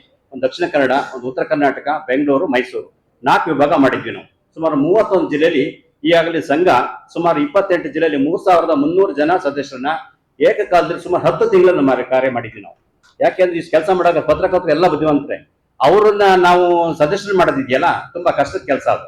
ಇವತ್ತು ಬಂದು ಇಲ್ಲಿ ಕೂರ್ಸೋಗಿರ್ತೀವಿ, ನಾಳೆ ಬಂದು ಆ ಕಡೆ ಬೇರೆ ಚರಲ್ಲಿ ಇರ್ತಾರೋ. ಯಾಕೆಂದ್ರೆ ಪತ್ರಕರ್ತರು ನಾವು ಕ್ವಶನ್ ಮಾಡೋರು ಅವರು ಆ ಬುದ್ಧಿವಂತರಂತ ಕೆಲವರು ತಿಳ್ಕೊಂಡಿರ್ತೀವಿ, ಕೆಲವರು ಅದಕ್ಕಿಂತ ಬುದ್ಧಿವಂತರು ತುಂಬಾ ಜನ ಇರ್ತಾರೆ. ಆದ್ರೆ ನಮಗೆ ಬುದ್ಧಿವಂತರು ಅನ್ನೋದು ಪಟ್ಟ ಬಂದ್ಬಿಟ್ಟಿದೆ. ಆದ್ರೆ ಆ ಪಟ್ಟ ಇಟ್ಕೊಂಡು ನಾವು ಸಮಾಜ ಸೇವೆ ಮಾಡೋಕ್ ಬಿಟ್ರೆ ಬೇರೆ ರೀತಿ ದಾರಿ ತಪ್ಪಬಾರ್ದು ಅನ್ನೋದೊಂದು ನಂದು ಕಿವಿ ಮಾತು ಕೂಡ ಆಗಿರುತ್ತೆ. ಅದ್ರ ನಡುವೆ ಏನು ಪತ್ರಕರ್ತರ ಸಂಘ, ಕರ್ನಾಟಕ ಮಾಧ್ಯಮ ಪತ್ರಕರ್ತರ ಸಂಘ ನೀವೇನು ಬೆಂಗಳೂರಿನಲ್ಲಿ ಉದ್ಘಾಟನೆ ಆಯ್ತು. ಉದ್ಘಾಟನೆ ಆದಾಗ ಸುಮಾರು ಸಾವಧಿ ತೇಜಾರ್ ಸಿಂಧಿ ಹೆಸರು ಕೇಳಿರ್ಬೋದು ನೀವು. ಸಿಂಧಿ ಅವರ ಕಾರ್ಯಕ್ರಮ ಬಂದಿದ್ರು, ಆಮೇಲೆ ನಮ್ಮ ವಿನಯ್ ಗುರುಜಿ ಬಂದಿದ್ರು. ಈ ತರದೆಲ್ಲ ಕಾರ್ಯಕ್ರಮ ಮಾಡಿ ಹೆಚ್ಚಿನ ರೀತಿಯಲ್ಲಿ ಮಾಡ್ತಾ ಇದ್ವಿ. ಪತ್ರಕರ್ತರು ತುಂಬಾ ಸಂಕಷ್ಟದಲ್ಲಿದ್ದಾರೆ. ಏಕೆಂದ್ರೆ ಅದು ಯಾವುದೇ ರಾಜಕೀಯ ಪಕ್ಷ ಬಂದ್ರು, ಯಾವ್ದೇ ಅಧಿಕಾರ ಬಂದಾಗ ಪತ್ರಕರ್ತರನ್ನು ನೋಡಿ, ನೀವು ಗ್ರಾಮೀಣ ಭಾಗದ ಪತ್ರಕರ್ತರಿಗೆ ನೀವು ಬಸ್ ಪಾಸ್ ಕೊಟ್ಟಿದ್ವಿ ಅಂತ ಹೇಳ್ತಾರೆ, ಎಲ್ಲ ಕಡೆ ಭಾಷಣ ಮಾಡ್ತಾರೆ. ನಮ್ಮ ಇವರು ಕಾಂಗ್ರೆಸ್ ಮುಖಂಡರಿಗೆ ಹೇಳ್ತಾ ಇದ್ದೀನಿ, ಅದರಲ್ಲಿ 160 ಜನಕ್ಕೆ ಮಾತ್ರ ಕೊಟ್ಟಿದ್ದಾರೆ, 5200 ಜನ ಕೊಟ್ಟಿದ್ವಿ ಅಂತ ನಮ್ಮ ಲೆಕ್ಕದಲ್ಲಿದೆ. ಒಬ್ಬ ಮಹಿಳೆಯರ ಬೇಜಾರಾಗಬಹುದು, ಮಹಿಳೆ ಆಧಾರ್ ಕಾರ್ಡ್ ತೋರಿಸಿದ್ರೆ ಇಡೀ ಸ್ಟೇಟ್ ಎಲ್ಲಿ ಬೇಕಾದ್ರೆ ಹೋಗ್ಬೋದು ಉಚಿತವಾಗಿ ಶಕ್ತಿ ಯೋಜನೆಯಲ್ಲಿ. ಪತ್ರಕರ್ತನಿಗೆ ಅಧಿಕಾರಿ ಏನ್ ಸಿಟ್ಟಿದೆ ಗೊತ್ತಿಲ್ಲ, ನಮ್ಮ ಮೇಲೆ ಇಷ್ಟದ ಮಾನದಂಡ, ನೀವು ಸ್ಯಾಲ್ರಿ ತಗೊಂತ ಇರಬೇಕು, ಮೀಡಿಯಾ ಲಿಸ್ಟ್ ಸೇರಿರ್ಬೇಕು, ಇದೆಲ್ಲ ಮಾನದಂಡ ಆಗಿ ಸಿಕ್ಕ ಸೌಲಭ್ಯಗಳನ್ನ ನಮ್ಗೆ ಪರಿಚಯ ಮಾಡ್ತಿದ್ದಾರೆ. ಇದು ನಿಜಕ್ಕೂ ಸರ್ಕಾರದಲ್ಲಿ ಮಾಡ್ತಾರೆ ಅನ್ಯಾಯ. ಇದು ನಾವು ಈ ಸರಿ ಮತ್ತೆ ಬಜೆಟ್ ಅಲ್ಲಿ ಮುಖ್ಯಮಂತ್ರಿ ಮೊನ್ನೆ ನಾನು ಭೇಟಿಯಾಗಿ ಕೇಳಿದ್ವಿ, ಅವಕಾಶ ಕೇಳ್ತಿದ್ವಿ. ಅದಾದ ಮೇಲೆ ಅದು ಅವಕಾಶ ಮಾಡ್ಕೊಡಿ ಅಂತ ನಮ್ಗೆ ಅದು. ಯಾಕಂದ್ರೆ ಒಬ್ಬ ಮಹಿಳೆ ಓಡಾಡಬಹುದಂತೆ, ಅದ್ರಲ್ಲಿ ಏನು ಕೆಲವರು ಅದು ದುರಂತ ಅಂದ್ರೆ 1.5 ಲಕ್ಷ 2 ಲಕ್ಷ ಸ್ಯಾಲ್ರಿ ತಗೊಳ್ತಾ ಇರೋರು ಮಹಿಳೆ ಕೂಡ ಆಧಾರ್ ಕಾರ್ಡ್ ತೋರಿಸಿ ಪ್ರಯಾಣ ಮಾಡ್ತಾರೆ. ಇಲ್ದವ್ರು ಹೋಗಿ ಪರವಾಗಿಲ್ಲ, ಆದ್ರೆ ಸರ್ಕಾರಿ ನೌಕರು ಇದ್ದವ್ರು ಕೂಡ ಅದು ಹೋಗೋದಿದೆಯಲ್ಲ, ಅದು ಎಷ್ಟು ಸರಿ ಅಂತ ನನಗೆ ಅನ್ಸೋದಿಲ್ಲ. ಸರ್ಕಾರ ಏನೋ ಮಾಡಾಗಿದೆ, ಏನೋ ಅವ್ರೆಲ್ಲರೂ ಹೇಳಾಗಿದೆ, ನಿನ್ಗೂ ಫ್ರೀ ನನ್ಗೂ ಫ್ರೀ ಅಂತ ಹೇಳಾಗಿದೆ, ಹಾಗಾಗಿ ಮಧ್ಯೆ ಏನು ಮಾಡಕ್ಕಾಗಲ್ಲ ಅಂತ ಹೇಳಿ ಅವರು ಆತರ ಹೋಗ್ತಾ ಇದಾರೆ. ಬಟ್ ಪತ್ರಕರ್ತರನ್ನ ಗಮನಕ್ಕೆ ಇಟ್ಕೊಂಡು ಒಂದು ಡಾಕ್ಯುಮೆಂಟ್ ನಮ್ಗೆ ಸರ್ ಯಾವುದೇ ಕಾರಣ ಪತ್ರಕರ್ತರು ಸುಮ್ಮನೆ ಮಾಡಕ್ಕಾಗಲ್ಲ, ನಮ್ದು ಡೆಲ್ಲಿಲಿ ಒಂದು ರಿಜಿಸ್ಟ್ರೇಷನ್ ಅಂತ ಆಗುತ್ತೆ, RNA ಅಂತ ನಂಬರ್ ಬರುತ್ತೆ, ನಂಬರ್ ಮೂಲಕ ನೀವು ತಗೊಂಡು ಡಾಕ್ಯುಮೆಂಟ್ ತಗೊಂಡು ಒಬ್ಬ ಪತ್ರಿಕೆ 2 ಜನಕ್ಕೆ ನೀವು ಕೊಟ್ಕೊಂಡ್ ಬಂದ್ರೆ ಸಾಕು, ಏನೋ ನೀವು ಗ್ರಾಮೀಣ ಭಾಗದ ಬಸ್ ಪಾಸ್ನ ಅದು ಕೂಡ ಮಾಡ್ತಾ ಇಲ್ಲ. ಯಾಕೆ ಪತ್ರಕರ್ತರು ಈ ತರ ಕಡೆಗಣಿಸ್ತೀರಿ ಅಂತ ಹೇಳಿ ನನಗೆ ಗೊತ್ತಾಗ್ತಾ ಇಲ್ಲ. ದಯವಿಟ್ಟು ನೀವು ಕೂಡ ಕಾಂಗ್ರೆಸ್ಸಿನ ಮುಖಂಡರಾಗಿ ಮುಖ್ಯಮಂತ್ರಿಗಳ ಗಮನಕ್ಕೆ ತಂದು ಪತ್ರಕರ್ತರ ಒಂದು ಏನ್ ಕಷ್ಟಗಳಿದಕ್ಕೆ ಅಂತ ಸ್ಪಂದನೆ ಮಾಡಿ ಅಂತ ಹೇಳ್ತಾ, ಪತ್ರಕರ್ತರಿಗೆ ಸರ್ ಆರೋಗ್ಯ ಭದ್ರತೆ ಫಸ್ಟ್ ಇರಬೇಕು ಅಂತ ಹೇಳಿ ಪತ್ರಕರ್ತರ ಸಂಘದಿಂದ ಸುಮಾರು 10 ಲಕ್ಷ ಇನ್ಸೂರೆನ್ಸ್ ಮಾಡಿಸಿರ್ತಾರೆ. ಏನಾರ ಪತ್ರಕರ್ತರ ಆಕ್ಸಿಡೆಂಟ್ ಆದ್ರೆ ಅವ್ರ ಕುಟುಂಬಕ್ಕೆ 10 ಲಕ್ಷ ಇನ್ಸೂರೆನ್ಸ್ ಬರುತ್ತೆ. ಈ ಉದ್ದೇಶದಿಂದ ಮಾಡೋದ್ರಿಂದ ಮತ್ತೆ ಪತ್ರಕರ್ತರ ಸಾಮಾಜಿಕ ಜವಾಬ್ದಾರಿ ಇರಬೇಕು ಅಂತ ಹೇಳಿ ನಾವು ಪತ್ರಕರ್ತರು ಕರ್ನಾಟಕ ಮಾಧ್ಯಮ ಪತ್ರಕರ್ತರ ಸಂಘದಲ್ಲಿ ಸುಮಾರು 1,000 ಸಸಿನ 1 ವರ್ಷಕ್ಕೆ ನೆಡ್ತೀವಿ ಸರ್. ಅದನ್ನ ಎಲ್ಲ ಶಾಲಾ ಕಾಲೇಜು ಎಲ್ಲ ಕಡೆ ಹೋಗಿ 1,000 ಸಸಿ ನೆಡುವ ಕಾರ್ಯಕ್ರಮ ಮಾಡ್ತೀವಿ. ಮತ್ತೆ అందరికి ಬೆಳಕಾಗ್ಲಿ ಅಂತೇಳಿ ನಾವೆಲ್ಲ ಪತ್ರಕರ್ತರು ಬಹುತೇಕ 150 ಜನ ಪತ್ರಕರ್ತರಿಗಾಗ್ಲೇ ನಾವು 5 ಡೊನೇಟ್ ಮಾಡಿದೀವಿ, ಅದು ರಿಜಿಸ್ಟರ್ ಮಾಡಿದ್ವಿ. ನಾವು ಯಾರು ಆದಾಗ ನಾವು ಅಕಸ್ಮಾತ್ ನಾವೇನು ತಗೊಂಡೋಗಕ್ಕಾಗೋದಿಲ್ಲ, ಏನಾದ್ರು ನಿಧಾನ ಆದ ತಕ್ಷಣ 6 ಗಂಟೆ ಒಳಗೆ ನಮ್ಮ ಕಣ್ಣನ್ನ ಅದು ತೆಗೆದಿಟ್ರೆ ಅದನ್ನ ಬೇರೆ ಒಂದು 4 ಜನಕ್ಕಾದ್ರೂ ಅನುಕೂಲ ಆಗುತ್ತೆ. ಪುನೀತ್ ರಾಜ್ಕುಮಾರ್ ನೀವು ನೋಡಿರ್ಬೋದು, ಆತರ ನಾರಾಯಣ ನೇತ್ರಾಲಯದಲ್ಲಿ ನಾವು ನೋಂದಣಿ ಮಾಡಿದ್ವಿ. ಮತ್ತೆ ಸಾಮಾಜಿಕ ಸಂವಾದಗಳು, ಸಾರ್ವಜನಿಕ ಸಮಸ್ಯೆ ಹೇಳ್ತಾನೆ ಇರ್ತೀವಿ. ಬಟ್ ಪತ್ರಕರ್ತರ ಬದುಕು ಬಹಳ ಕಷ್ಟ, ನಿಷ್ಠುರದ ಬದುಕು. ನಾನು ಶಾಸಕರು ಹೇಳಿದ್ವಿ, ಸುನಿಲ್ ಕುಮಾರ್ ಅವರು ಶಾಸಕರಾಗಬೇಕಾದ್ರೆ ಮುಂಚೆ ಮಾತಾಡೋದೇ ಬೇರೆ, ನಾವು ಪತ್ರಕರ್ತ ನಾವು ಒಂದು ಗ್ಯಾಪ್ ಮೇಂಟೈನ್ ಮಾಡಲೇಬೇಕಾಗುತ್ತೆ. ಯಾಕಂದ್ರೆ ಅವ್ರು ಶಾಸಕರು, ನಾವು ಪತ್ರಕರ್ತ ಆತ್ಮೀಯ ಇರ್ಬೋದು, ಬಟ್ ನಾವು ಬಂದಾಗ ಟೀಕೆ ಮಾಡಲೇಬೇಕು, ಮತ್ತೆ ಇರ್ಲೇಬೇಕು. ಅದನ್ನ ಪತ್ರಕರ್ತ ಇಲ್ಲ ಅಂದ್ರೆ ನಾವು ಅಧಿಕಾರಿಗೆ ರಾಜಕಾರಣಿಗೆ ತುಂಬಾ ಜೊತೆ ಇದ್ದಾಗ ನಾವು ಸಮಾಜದಲ್ಲಿ ನ್ಯಾಯ ಕೊಡಕ್ ಆಗೋದಿಲ್ಲ. ಹಾಗಾಗಿ ನಾವು ಗ್ಯಾಪ್ ಮೇಂಟೈನ್ ಮಾಡಲೇಬೇಕು. ನಂದೊಂದು ರಿಕ್ವೆಸ್ಟ್ ಅಂದ್ರೆ ಕಾರ್ಯಕರ್ತರದ್ದು ಬಿಜೆಪಿ, ನಾನು ಪಕ್ಷದ ಮಾತಾಡ್ತೀನಿ, ಬಿಜೆಪಿ ಕಾರ್ಯಕರ್ತದ್ದು ಮತ್ತೆ ವೈಯಕ್ತಿಕ ನಂದು ಕೂಡ ಮೋದಿಯವರು ಮಾಡ್ಲು ಇದಕ್ಕಿಂತ ನಮ್ಮ ದೇಶದಲ್ಲಿ ಇನ್ನೇನ್ ಮಾಡಲೇಬೇಕು ಅಂತ ನನ್ನ ಕೇಳ್ತಾರೆ.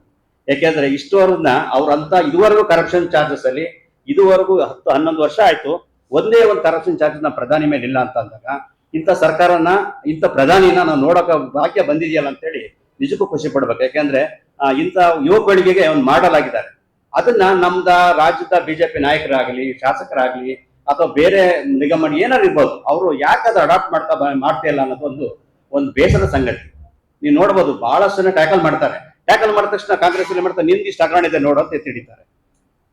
ಆ ತರದ್ದು ನೀವು ಬೇರೆದ್ ಮಾಡ್ಬೋದು ಕೇಂದ್ರ ಸರ್ಕಾರದಲ್ಲಿ, ಅದು ನಮ್ಮ ಕರ್ನಾಟಕ ಸರ್ಕಾರದಲ್ಲಿ ಆ ತರದ್ ಮಾಡಿದಾಗ ಎಲ್ಲೋ ಒಂದ್ ಕಡೆ ಆ ಶಾಸಕರು ಕೆಲವರೆಲ್ಲ ಅಂತದನ್ನ ತಲೆ ತಗ್ಸಂತ ಪರಿಸ್ಥಿತಿ ಕೆಲವು ಆಗಿದೆ. ಯಾಕಂದ್ರೆ ಅದು ಮಾಡ್ಕೊಂಡ್ಬಿಟ್ಟಿದ್ದಾರೆ ಅದನ್ನ. ಹಾಗಾಗಿ ಮೋದಿಯವರು ಮಾಡ್ಲಿ, ಅದಕ್ಕಿಂತ ಪ್ರಧಾನಿ ಮೋದಿಯವ್ರಿಗಿಂತ ಮಾಡ್ಲಿಕ್ಕೆ ಬೇರೆ ಬೇಕಾಗಿಲ್ಲ. ಮುಂದಿನ ದಿನಗಳಾರು ಆ ಮಾಡಲ್ ಇಟ್ಕೊಂಡು ಎಲ್ಲಾ ರಾಜಕೀಯ ಪಕ್ಷದವರು, ಕಾರ್ಯಕರ್ತರನ್ನ ಮತ್ತೆ ಏನು ಎಲ್ಲರ ಆಸೆಯಂತೆ ಅದ ರೀತಿ ಸರ್ಕಾರ ಆಗ್ಲಿ, ಜನಪ್ರತಿನಿಧಿಗಳ ಅಧಿಕಾರ ಸಿಕ್ಕಿದಾಗ ಯಾವುದು ಅಧಿಕಾರ ಶಾಶ್ವತ ಅಲ್ಲ, ನನಗೆ ಶಾಶ್ವತ ಕೆಲಸ ಮಾಡಿದ್ವಿ ಅಂತೇಳಿ ಅದು ಪ್ರಮುಖ ಅಂತ ಕೆಲಸ ಮಾಡ್ಕೊಂಡು ಹೋಗ್ಲಿ. ಹೆಚ್ಚಿನ ನಾನು ಯಾರು ಗೊತ್ತು ಮಾಡಿ ಹೇಳ್ತಾ ಇಲ್ಲ, ಬಟ್ ಎಲ್ಲರೂ ಆ ನಿರೀಕ್ಷೆ ಇದೆ. ಯಾಕಂದ್ರೆ ದಕ್ಷಿಣ ಕನ್ನಡ ಅಂದ ತಕ್ಷಣ ನೋಡಿ, ಮಂಗಳೂರು ಸಮಾಚಾರ ಪತ್ರಿಕೆ ಆರಂಭ 183 ವರ್ಷ ಆಯ್ತು ನನ್ನ ಮಂಗಳೂರು ಸಮಾಚಾರ ಅಂತ ಪತ್ರಿಕೆ. ಅದನ್ನ ಆರಂಭದ ಇಲ್ಲಿದೆ ಪತ್ರಿಕಾ ದಿನಾಚರಣೆ 2 ಸ್ಟೇಟ್ ಅಲ್ಲಿ ಮಾಡ್ತೀವಿ ನಾವು ದಕ್ಷಿಣ ಭಾಗದಲ್ಲಿ. ಯಾಕಂದ್ರೆ ಮಂಗಳೂರು ಸಮಾಚಾರ ಪ್ರಾರಂಭ ಆಗಿದೆ ಇಲ್ಲಿಂದ. ಆಮೇಲೆ ಬಹಳಷ್ಟು ಪತ್ರಕರ್ತರು ನಮಗೆ ರಾಜ್ಯ ಮಟ್ಟದಲ್ಲಿ ಕೂರಿಸ್ಕೊಂಡಿದ್ದಾರೆ, ಒಳ್ಳೊಳ್ಳೆ ಕೆಲಸಗಳು ಮಾಡಿದ್ದಾರೆ. ಹಾಗಾಗಿ ಮತ್ತೆ ನೀವು ಒಂದು ರೀತಿಯಲ್ಲಿ ನನಗೆ ಈ ಭಾಗದಲ್ಲಿ ಪತ್ರಕರ್ತರಿಗೆ ಅನ್ನದಾತರು ಅಂತ ಹೇಳ್ಬೋದು. ನೀವು ನಿಮ್ಮ ಅನ್ನ ನೀವು ಘಟ್ಟ ದಾಟಿದ್ರೆ ನೀವು ಯಾರು ಪತ್ರಿಕಾ ಜಾಹೀರಾತುಗಳು ಕೊಡೋದಿಲ್ಲ, ಪತ್ರಕರ್ತರ ಸ್ಪಂದನೆ ಮಾಡಲ್ಲ. ಬಟ್ ಇಲ್ಲಿ ನಿಮ್ಮ ಮಾತಾಡಲ್ಲ, ಹಬ್ಬ ಹುಣ್ಣಿಮೆ ಬೇರೆ ಯಾವುದೇ ಕೆಲಸಗಳಾಗಲಿ ಪತ್ರಕರ್ತರು ಜಾಹೀರಾತು ಕೊಟ್ಟು ಪತ್ರಿಕೆನ ಬೆಳೆಸೋ ಕೆಲಸ ಮಾಡ್ತೀವಿ.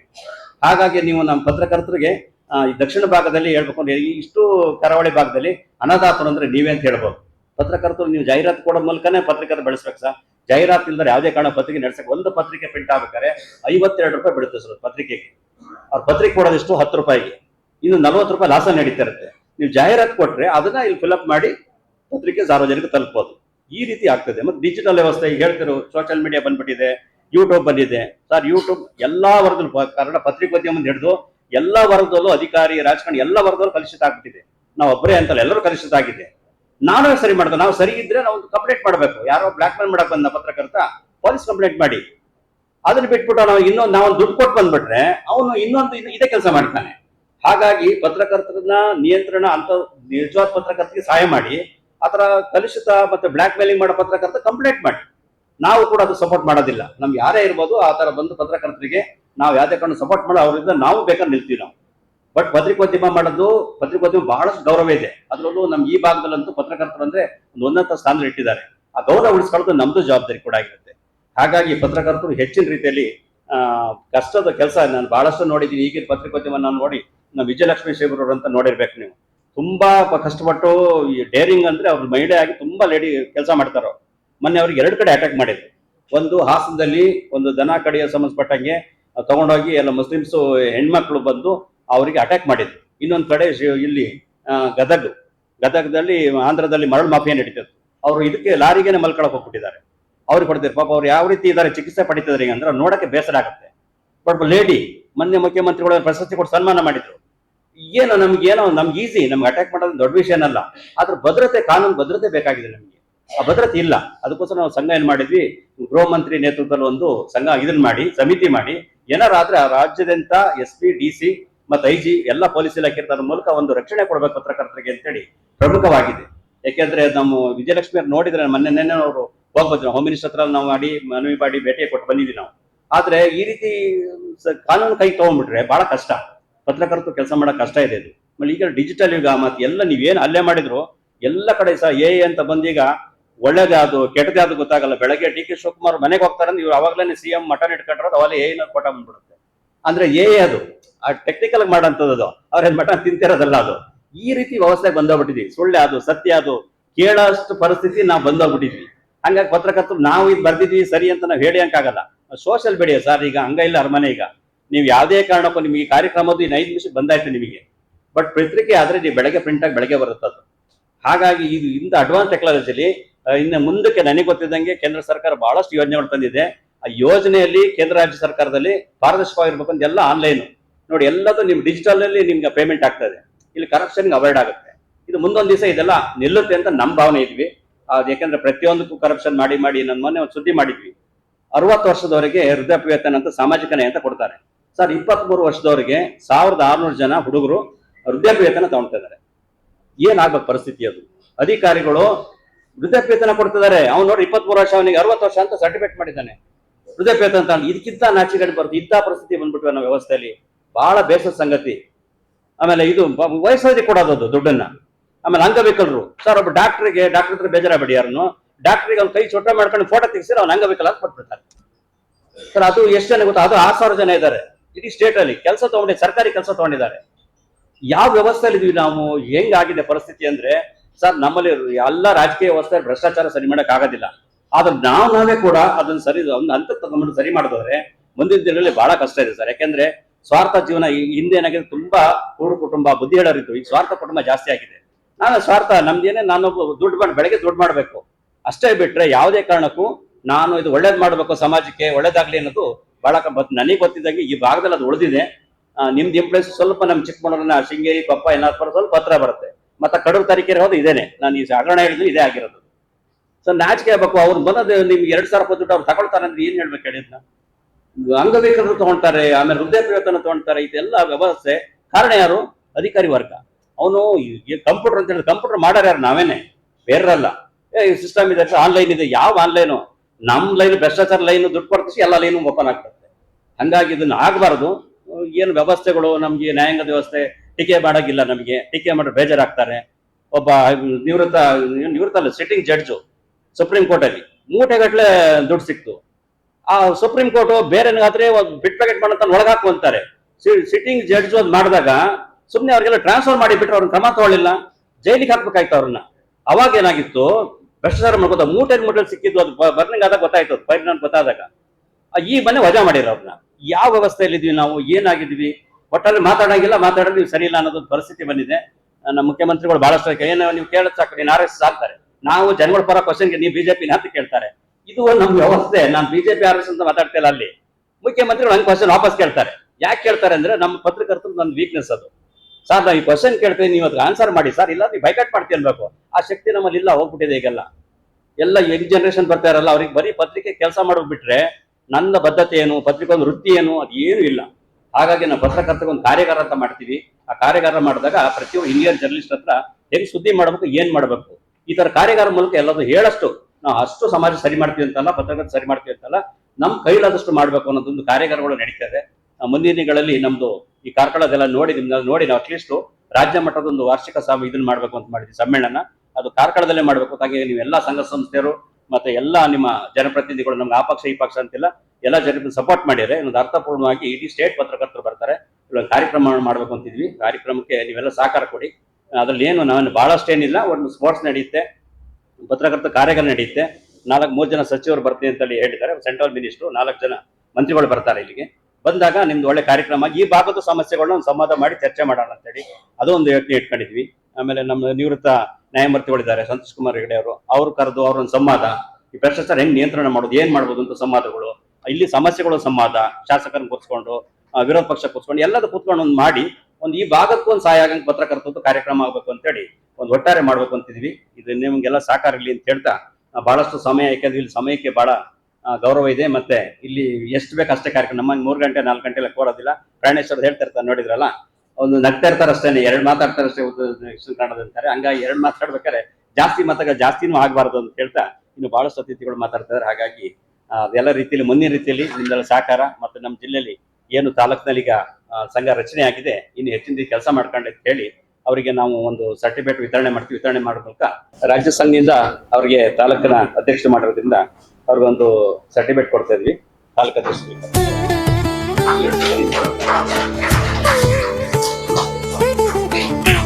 ಕರ್ನಾಟಕದ ರಾಜ್ಯಾಧ್ಯಕ್ಷರಾದ ಶ್ರೀ ಜಿ ಎಂ ರಾಜಶೇಖರ್ ಇವರಿಗೆ ಅಭಿನಂದನೆಗಳು ಸರ್.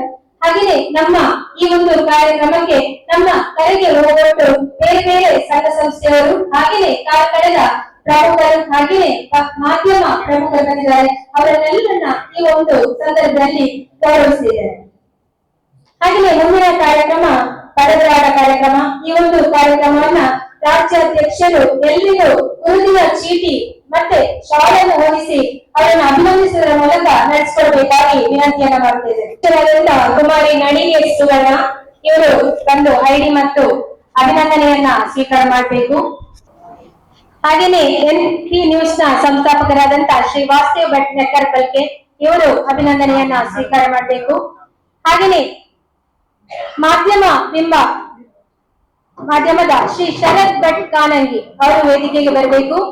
ಶ್ರೀ ವಾಸುದೇವ್ ಭಟ್ ನೆಕ್ಕರ್ಕಲ್ಕೆ ಹಾಗೆಯೇ ಕರಾವಳಿ ನಾಡಿಯ ಶ್ರೀ ಬಾಲಕೃಷ್ಣ ಭೀಮಗುಳಿ, ಮಾಧ್ಯಮ ಬಿಂಬದ ಶ್ರೀ ಶರತ್ ಭಟ್ ಕಾನಂಗಿ ಇವರು ವೇದಿಕೆಗೆ ಬರಬೇಕು.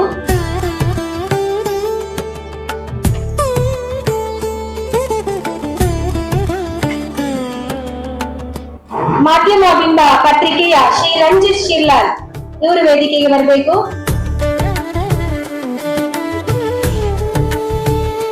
ಸ್ವಯಂ ಟೈಮ್ಸ್ ಶ್ರೀ ಶಶಿಕಾಂತ್ ಇವರು ವೇದಿಕೆಗೆ ಬರಬೇಕು.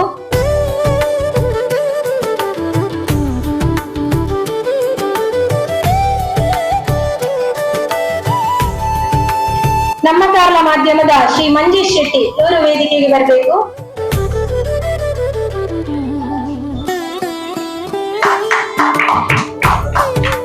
ನಮ್ಮ ಕಾರ್ಲ ಮಾಧ್ಯಮದ ಶ್ರೀ ಸಂಪತ್ ಇವರು ಕೂಡ ವೇದಿಕೆಗೆ ಬರಬೇಕು. ಕರಾವಳಿ ವೈವಿಧ್ಯ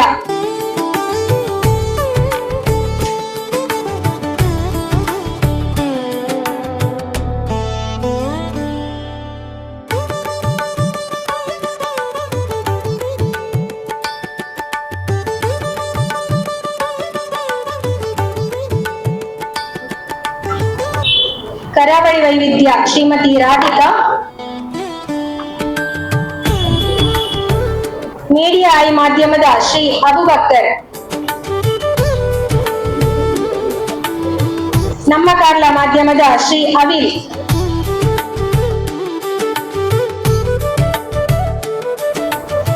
NP ನ್ಯೂಸ್ ಚಾನೆಲ್ನ ಶ್ರೀ ಧೀರಜ್ ಶಕ್ತಿನಗರ.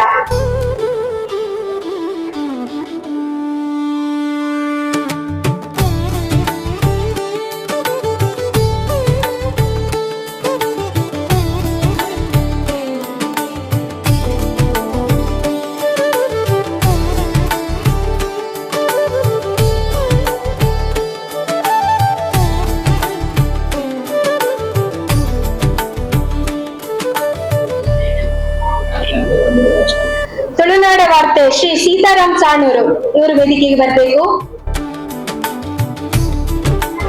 ಹಾಗೇನೆ NP ನ್ಯೂಸ್ ನಿಶ್ಮಿತಾ ಶೆಟ್ಟಿ,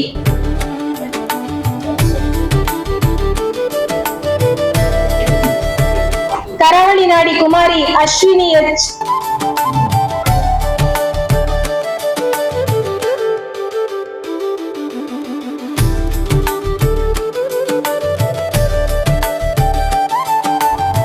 ಕರಾವಳಿ ನಾಡಿ ಶ್ರೀ ಸಚಿನ್ ವೇದಿಕೆಗೆ ಬರಬೇಕು. ನ್ಯೂಸ್ ಕಾರ್ಕಳ ಶ್ರೀ ಶರತ್ ಇವರು ಕೂಡ ವೇದಿಕೆಗೆ ಬಂದು ಗುರುತು ಚೀಟಿ ಮತ್ತು ಅಭಿನಂದನೆಯನ್ನ ಪಡ್ಕೊಳ್ಬೇಕಾಗಿ ವಿನಂತಿ.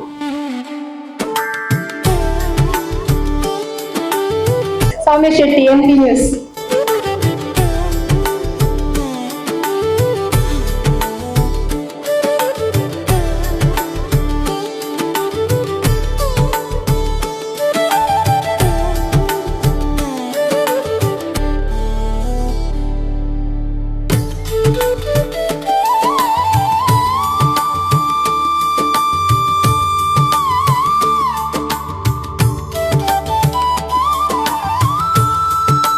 ಈ ಒಂದು ಕಾರ್ಯಕ್ರಮದ ಪದಗ್ರಹಣದ ಮೂಲಕ ಗುರುತು ಚೀಟಿ ಮತ್ತು ಅಭಿನಂದನೆಯನ್ನ ಸಲ್ಲಿಸಿದಂತ ನಮ್ಮ ರಾಜ್ಯಾಧ್ಯಕ್ಷರಿಗೆ ಅಭಿನಂದನೆಯನ್ನ ಸಲ್ಲಿಸುತ್ತಾ ಮುಂದಿನ ಅಂಗವಾಗಿ ಈ ಒಂದು ಕಾರ್ಯಕ್ರಮವನ್ನ ಉದ್ದೇಶಿಸಿ ಮುನಿಯಾಲು ಉದಯ ಕೃಷ್ಣಯ್ಯ ಚಾರಿಟೇಬಲ್ ಟ್ರಸ್ಟ್ ನ ಅಧ್ಯಕ್ಷರಾದಂತ ಮುನಿಯಾಲ್ ಉದಯ್ ಸರ್ ಮಾತಾಡಬೇಕಾಗಿ ವಿನಂತಿಯನ್ನ ಮಾಡ್ತಾ ಇದ್ದೇನೆ.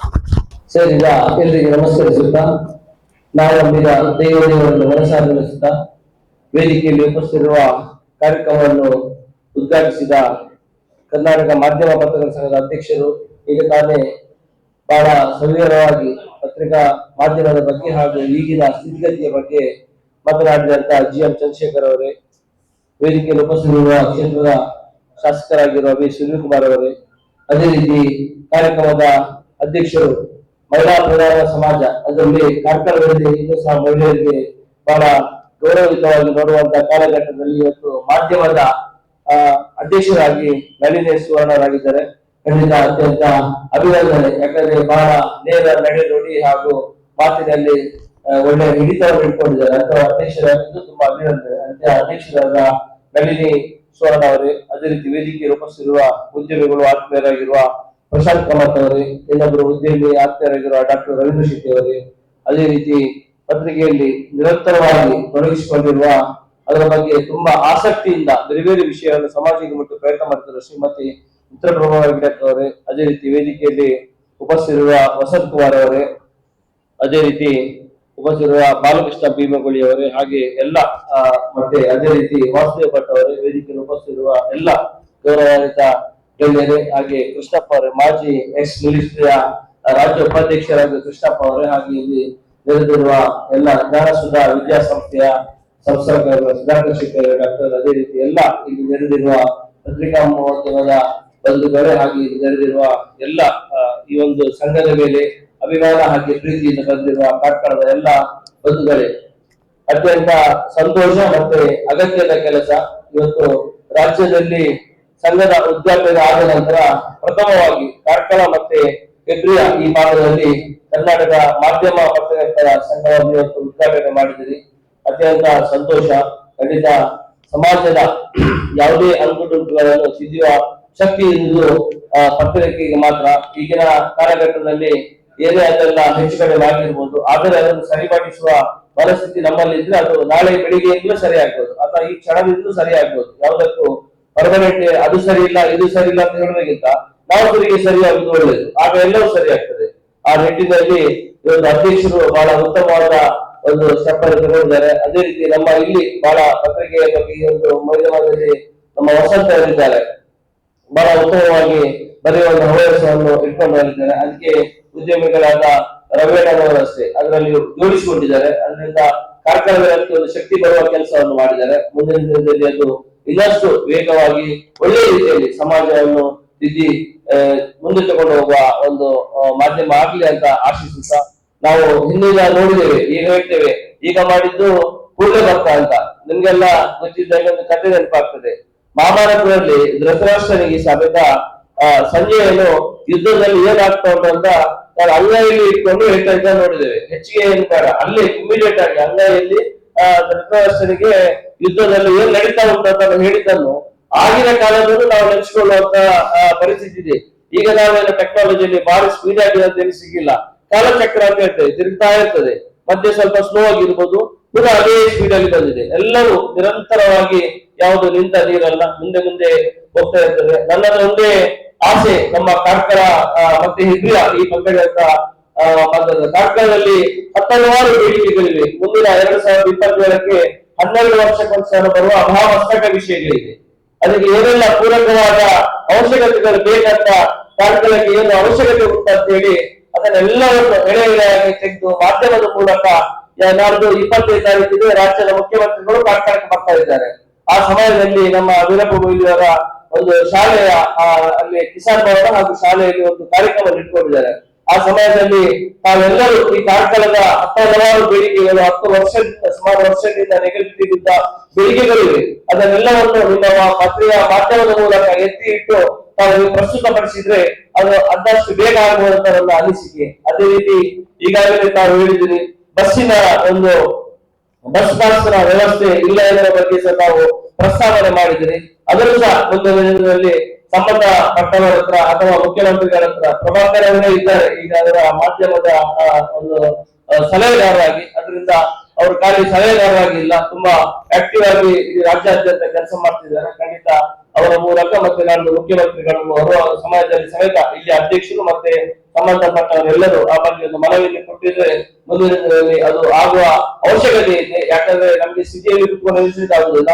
ಗ್ರಾಮೀಣ ಪ್ರದೇಶದಲ್ಲಿ ಇವತ್ತು ತಮ್ಮ ಮರ್ಯಾದೆಗೋಸ್ಕರ ಅಥವಾ ತಮ್ಮ ಗೌರವವನ್ನು ಉಳಿಸಿಕೊಳ್ಳಿಕ್ಕೋಸ್ಕರ ಈಗ ಸಹ ಬಹಳ ಶುದ್ಧ ಹಸ್ತದಿಂದ ಕೆಲಸ ಮಾಡುವ ಎಷ್ಟೋ ಪತ್ರಕರ್ತ ಮಾಧ್ಯಮದವರಿದ್ದಾರೆ.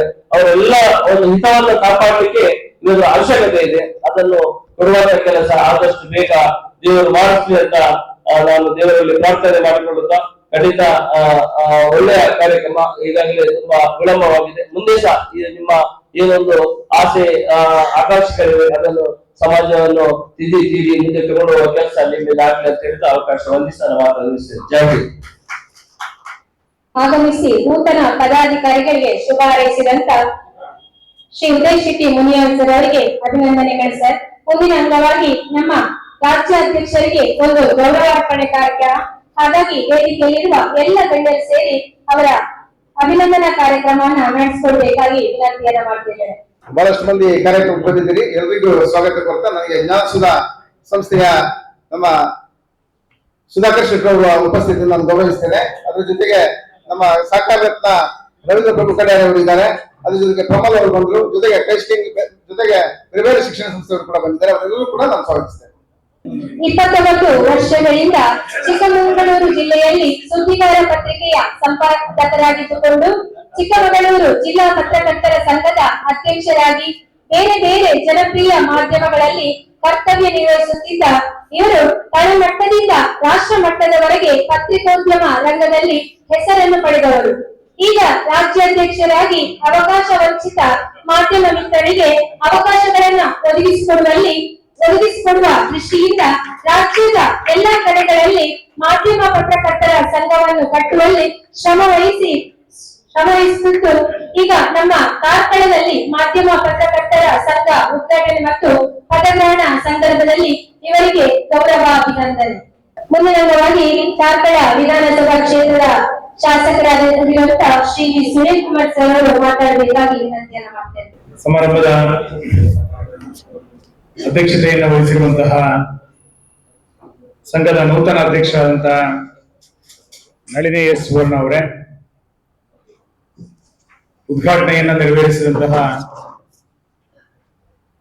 ಮಿತ್ರ ರಾಜಶೇಖರ್ ಅವರೇ, ವೇದಿಕೆಯ ಮೇಲೆ ಉಪಸ್ಥಿತರಿರುವಂತಹ ಎಲ್ಲ ಗಣ್ಯರೇ, ಸಮಾರಂಭದಲ್ಲಿ ಭಾಗವಹಿಸಿರುವಂತಹ ಎಲ್ಲ ಆತ್ಮೀಯ ಬಂಧುಗಳೇ, ಕಾರ್ಕಳದಲ್ಲಿ ಹೊಸದಾಗಿ ಮಾಧ್ಯಮ ಪತ್ರಕರ್ತರ ಸಂಘ ಆರಂಭ ಆಗ್ತಾ ಇದೆ. ನಳಿನಿ ಅವರು ಅದರ ನೂತನ ಅಧ್ಯಕ್ಷರಾಗಿ ಇವತ್ತು ಪದಗ್ರಹಣವನ್ನ ತೆಗೆದುಕೊಂಡಿದ್ದಾರೆ. ನಾವೆಲ್ಲರೂ ಕೂಡ ಪತ್ರಕರ್ತರಾಗಿ ಕೆಲಸವನ್ನ ಆರಂಭ ಮಾಡಿದಂತವರು. ನಾನು ರಾಜಶೇಖರ್ರು ಬಹುಶಃ 25 ವರ್ಷದ ಹಿಂದೆ ಸುದ್ದಿಗಾರ ರಾಜಶೇಖರ್ ಅಂತಾನೆ ಅವರು ಪ್ರಸಿದ್ಧ. ಪತ್ರಕರ್ತರಾಗಿ ಕೆಲಸವನ್ನು ಆರಂಭ ಮಾಡಿ ಇವತ್ತು ನಾನು ಶಾಸಕನಾಗಿರ್ಬೋದು. ಆದರೆ ಪತ್ರಕರ್ತನಾಗಿದ್ದಂತಹ ಸಂದರ್ಭದಲ್ಲಿ ಕಲಿಸಿದಂತ 10 ಸಂಗತಿಗಳು ಇವತ್ತಿಗೂ ಕೂಡ ನನ್ನ ಮನಸ್ಸಿನಲ್ಲಿದೆ. ಇವತ್ತು ಕಾರ್ಕಳದ ಒಂದು ಪತ್ರಕರ್ತರ ಸಂಘ ಸಣ್ಣ ವಯಸ್ಸಿನಲ್ಲಿ ನಳಿನಿಯವರಿಗೆ ಒಂದು ಹೊಸ ಜವಾಬ್ದಾರಿಯನ್ನ ತೆಗೆದುಕೊಂಡು ಆ ಸಂಘವನ್ನ ಮುನ್ನಡೆಸಬೇಕಾದಂತ ದೊಡ್ಡ ಜವಾಬ್ದಾರಿ ಅವರ ಮೇಲಿದೆ. ಕಾರ್ಕಳದಲ್ಲಿ ಪತ್ರಕರ್ತರ ಒಟ್ಟು ಸಂಘ, ಪತ್ರಕರ್ತರ ಚಟುವಟಿಕೆಗಳು, ಇದನ್ನ ಸಾಂದರ್ಭಿಕವಾಗಿ ವಸಂತರ ಉಲ್ಲೇಖ ಮಾಡಿದ್ರು. ಅವರೆಲ್ಲರನ್ನೂ ಕೂಡ ಒಗ್ಗೂಡಿಸುವಂತ ಒಂದು ಹೊಸ ವೇದಿಕೆ ಇವತ್ತಿಲ್ಲಿ ಸೃಷ್ಟಿಯಾಗಿದೆ. ಈ ಹಿಂದೆ ಏನೇನಾಗಿದೆ ಎನ್ನುವಂತ ಅವಲೋಕನವನ್ನು ಕೂಡ ಪತ್ರಕರ್ತರು ಆ ಕ್ಷೇತ್ರದಲ್ಲಿ ಕೆಲಸ ಮಾಡ್ತಾ ಇರುವಂತವರು ಮಾಡುವಂತ ಅಗತ್ಯತೆಗಳಿದೆ. ಅವಲೋಕನಗಳು ನಡೀಲಿಲ್ಲ ಅಂತಾದ್ರೆ ಮುಂದಿನ ಹೆಜ್ಜೆಗಳನ್ನು ಇಡುವುದು ಕಷ್ಟ. ಹಾಗಾಗಿ ಅವತ್ತಿನಿಂದ ಪತ್ರಕರ್ತರ ಸಂಘ ಏನೇನಾಗಿತ್ತು, ಕಾರ್ಕಳದಲ್ಲಿ ಯಾವ ರೀತಿ ಕವಲುಗಳು ಹೊಡಿತಾ ಹೋಯ್ತು, ಈಗ ಮತ್ತೊಂದು ವೇದಿಕೆ ಅಡಿನಲ್ಲಿ ಒಟ್ಟಾಗುವಂತ ಪ್ರಯತ್ನಗಳೇನು ನಡೆದಿದೆ, ಒಳ್ಳೆಯ ಬೆಳವಣಿಗೆ ಅದನ್ನು ಮುಂದುವರಿಸಿಕೊಂಡು ಹೋಗುವಂತ ಪ್ರಯತ್ನವನ್ನ ನಾವು ನೀವೆಲ್ಲರೂ ಕೂಡ ಒಟ್ಟು ಸೇರಿಕೊಂಡು ಮಾಡೋಣ. ಬಹಳ ಗಣ್ಯರು ಇವತ್ತು ನಾವೆಲ್ಲರೂ ಕೂಡ ಸೇರಿದ್ದೇವೆ.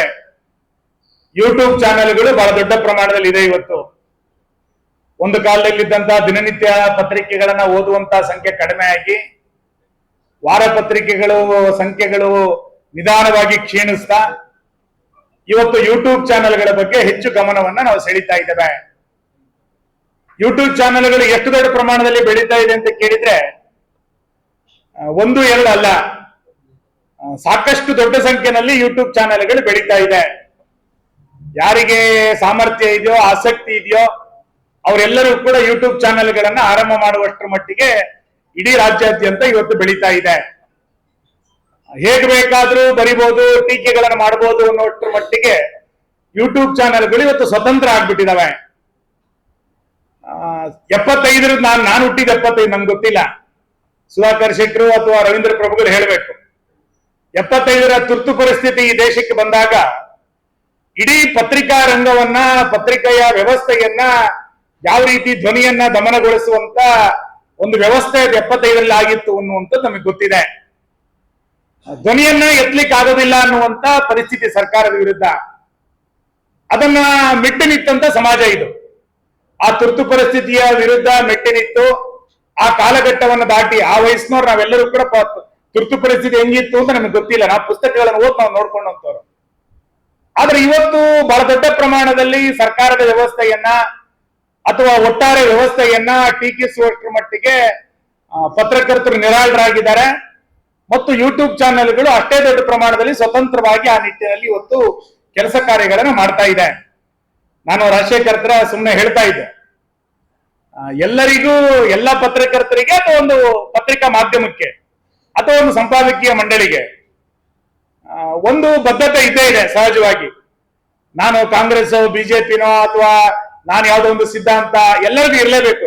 ಸಿದ್ಧಾಂತ ಇಲ್ಲದೆ ಇರುವಂತ ಮನುಷ್ಯ ಇರ್ಲಿಕ್ಕೆ ಸಾಧ್ಯ ಇಲ್ಲ. ಆ ಸಿದ್ಧಾಂತ ವೈಯಕ್ತಿಕವಾಗಿ ನಮ್ಮ ಹತ್ರ ಇರಲೇಬೇಕು, ಪ್ರಶ್ನೆನೇ ಇಲ್ಲ. ಆದ್ರೆ ಸುದ್ದಿಯಲ್ಲಿ ತಾರತಮ್ಯ ಆಗಬಾರದು.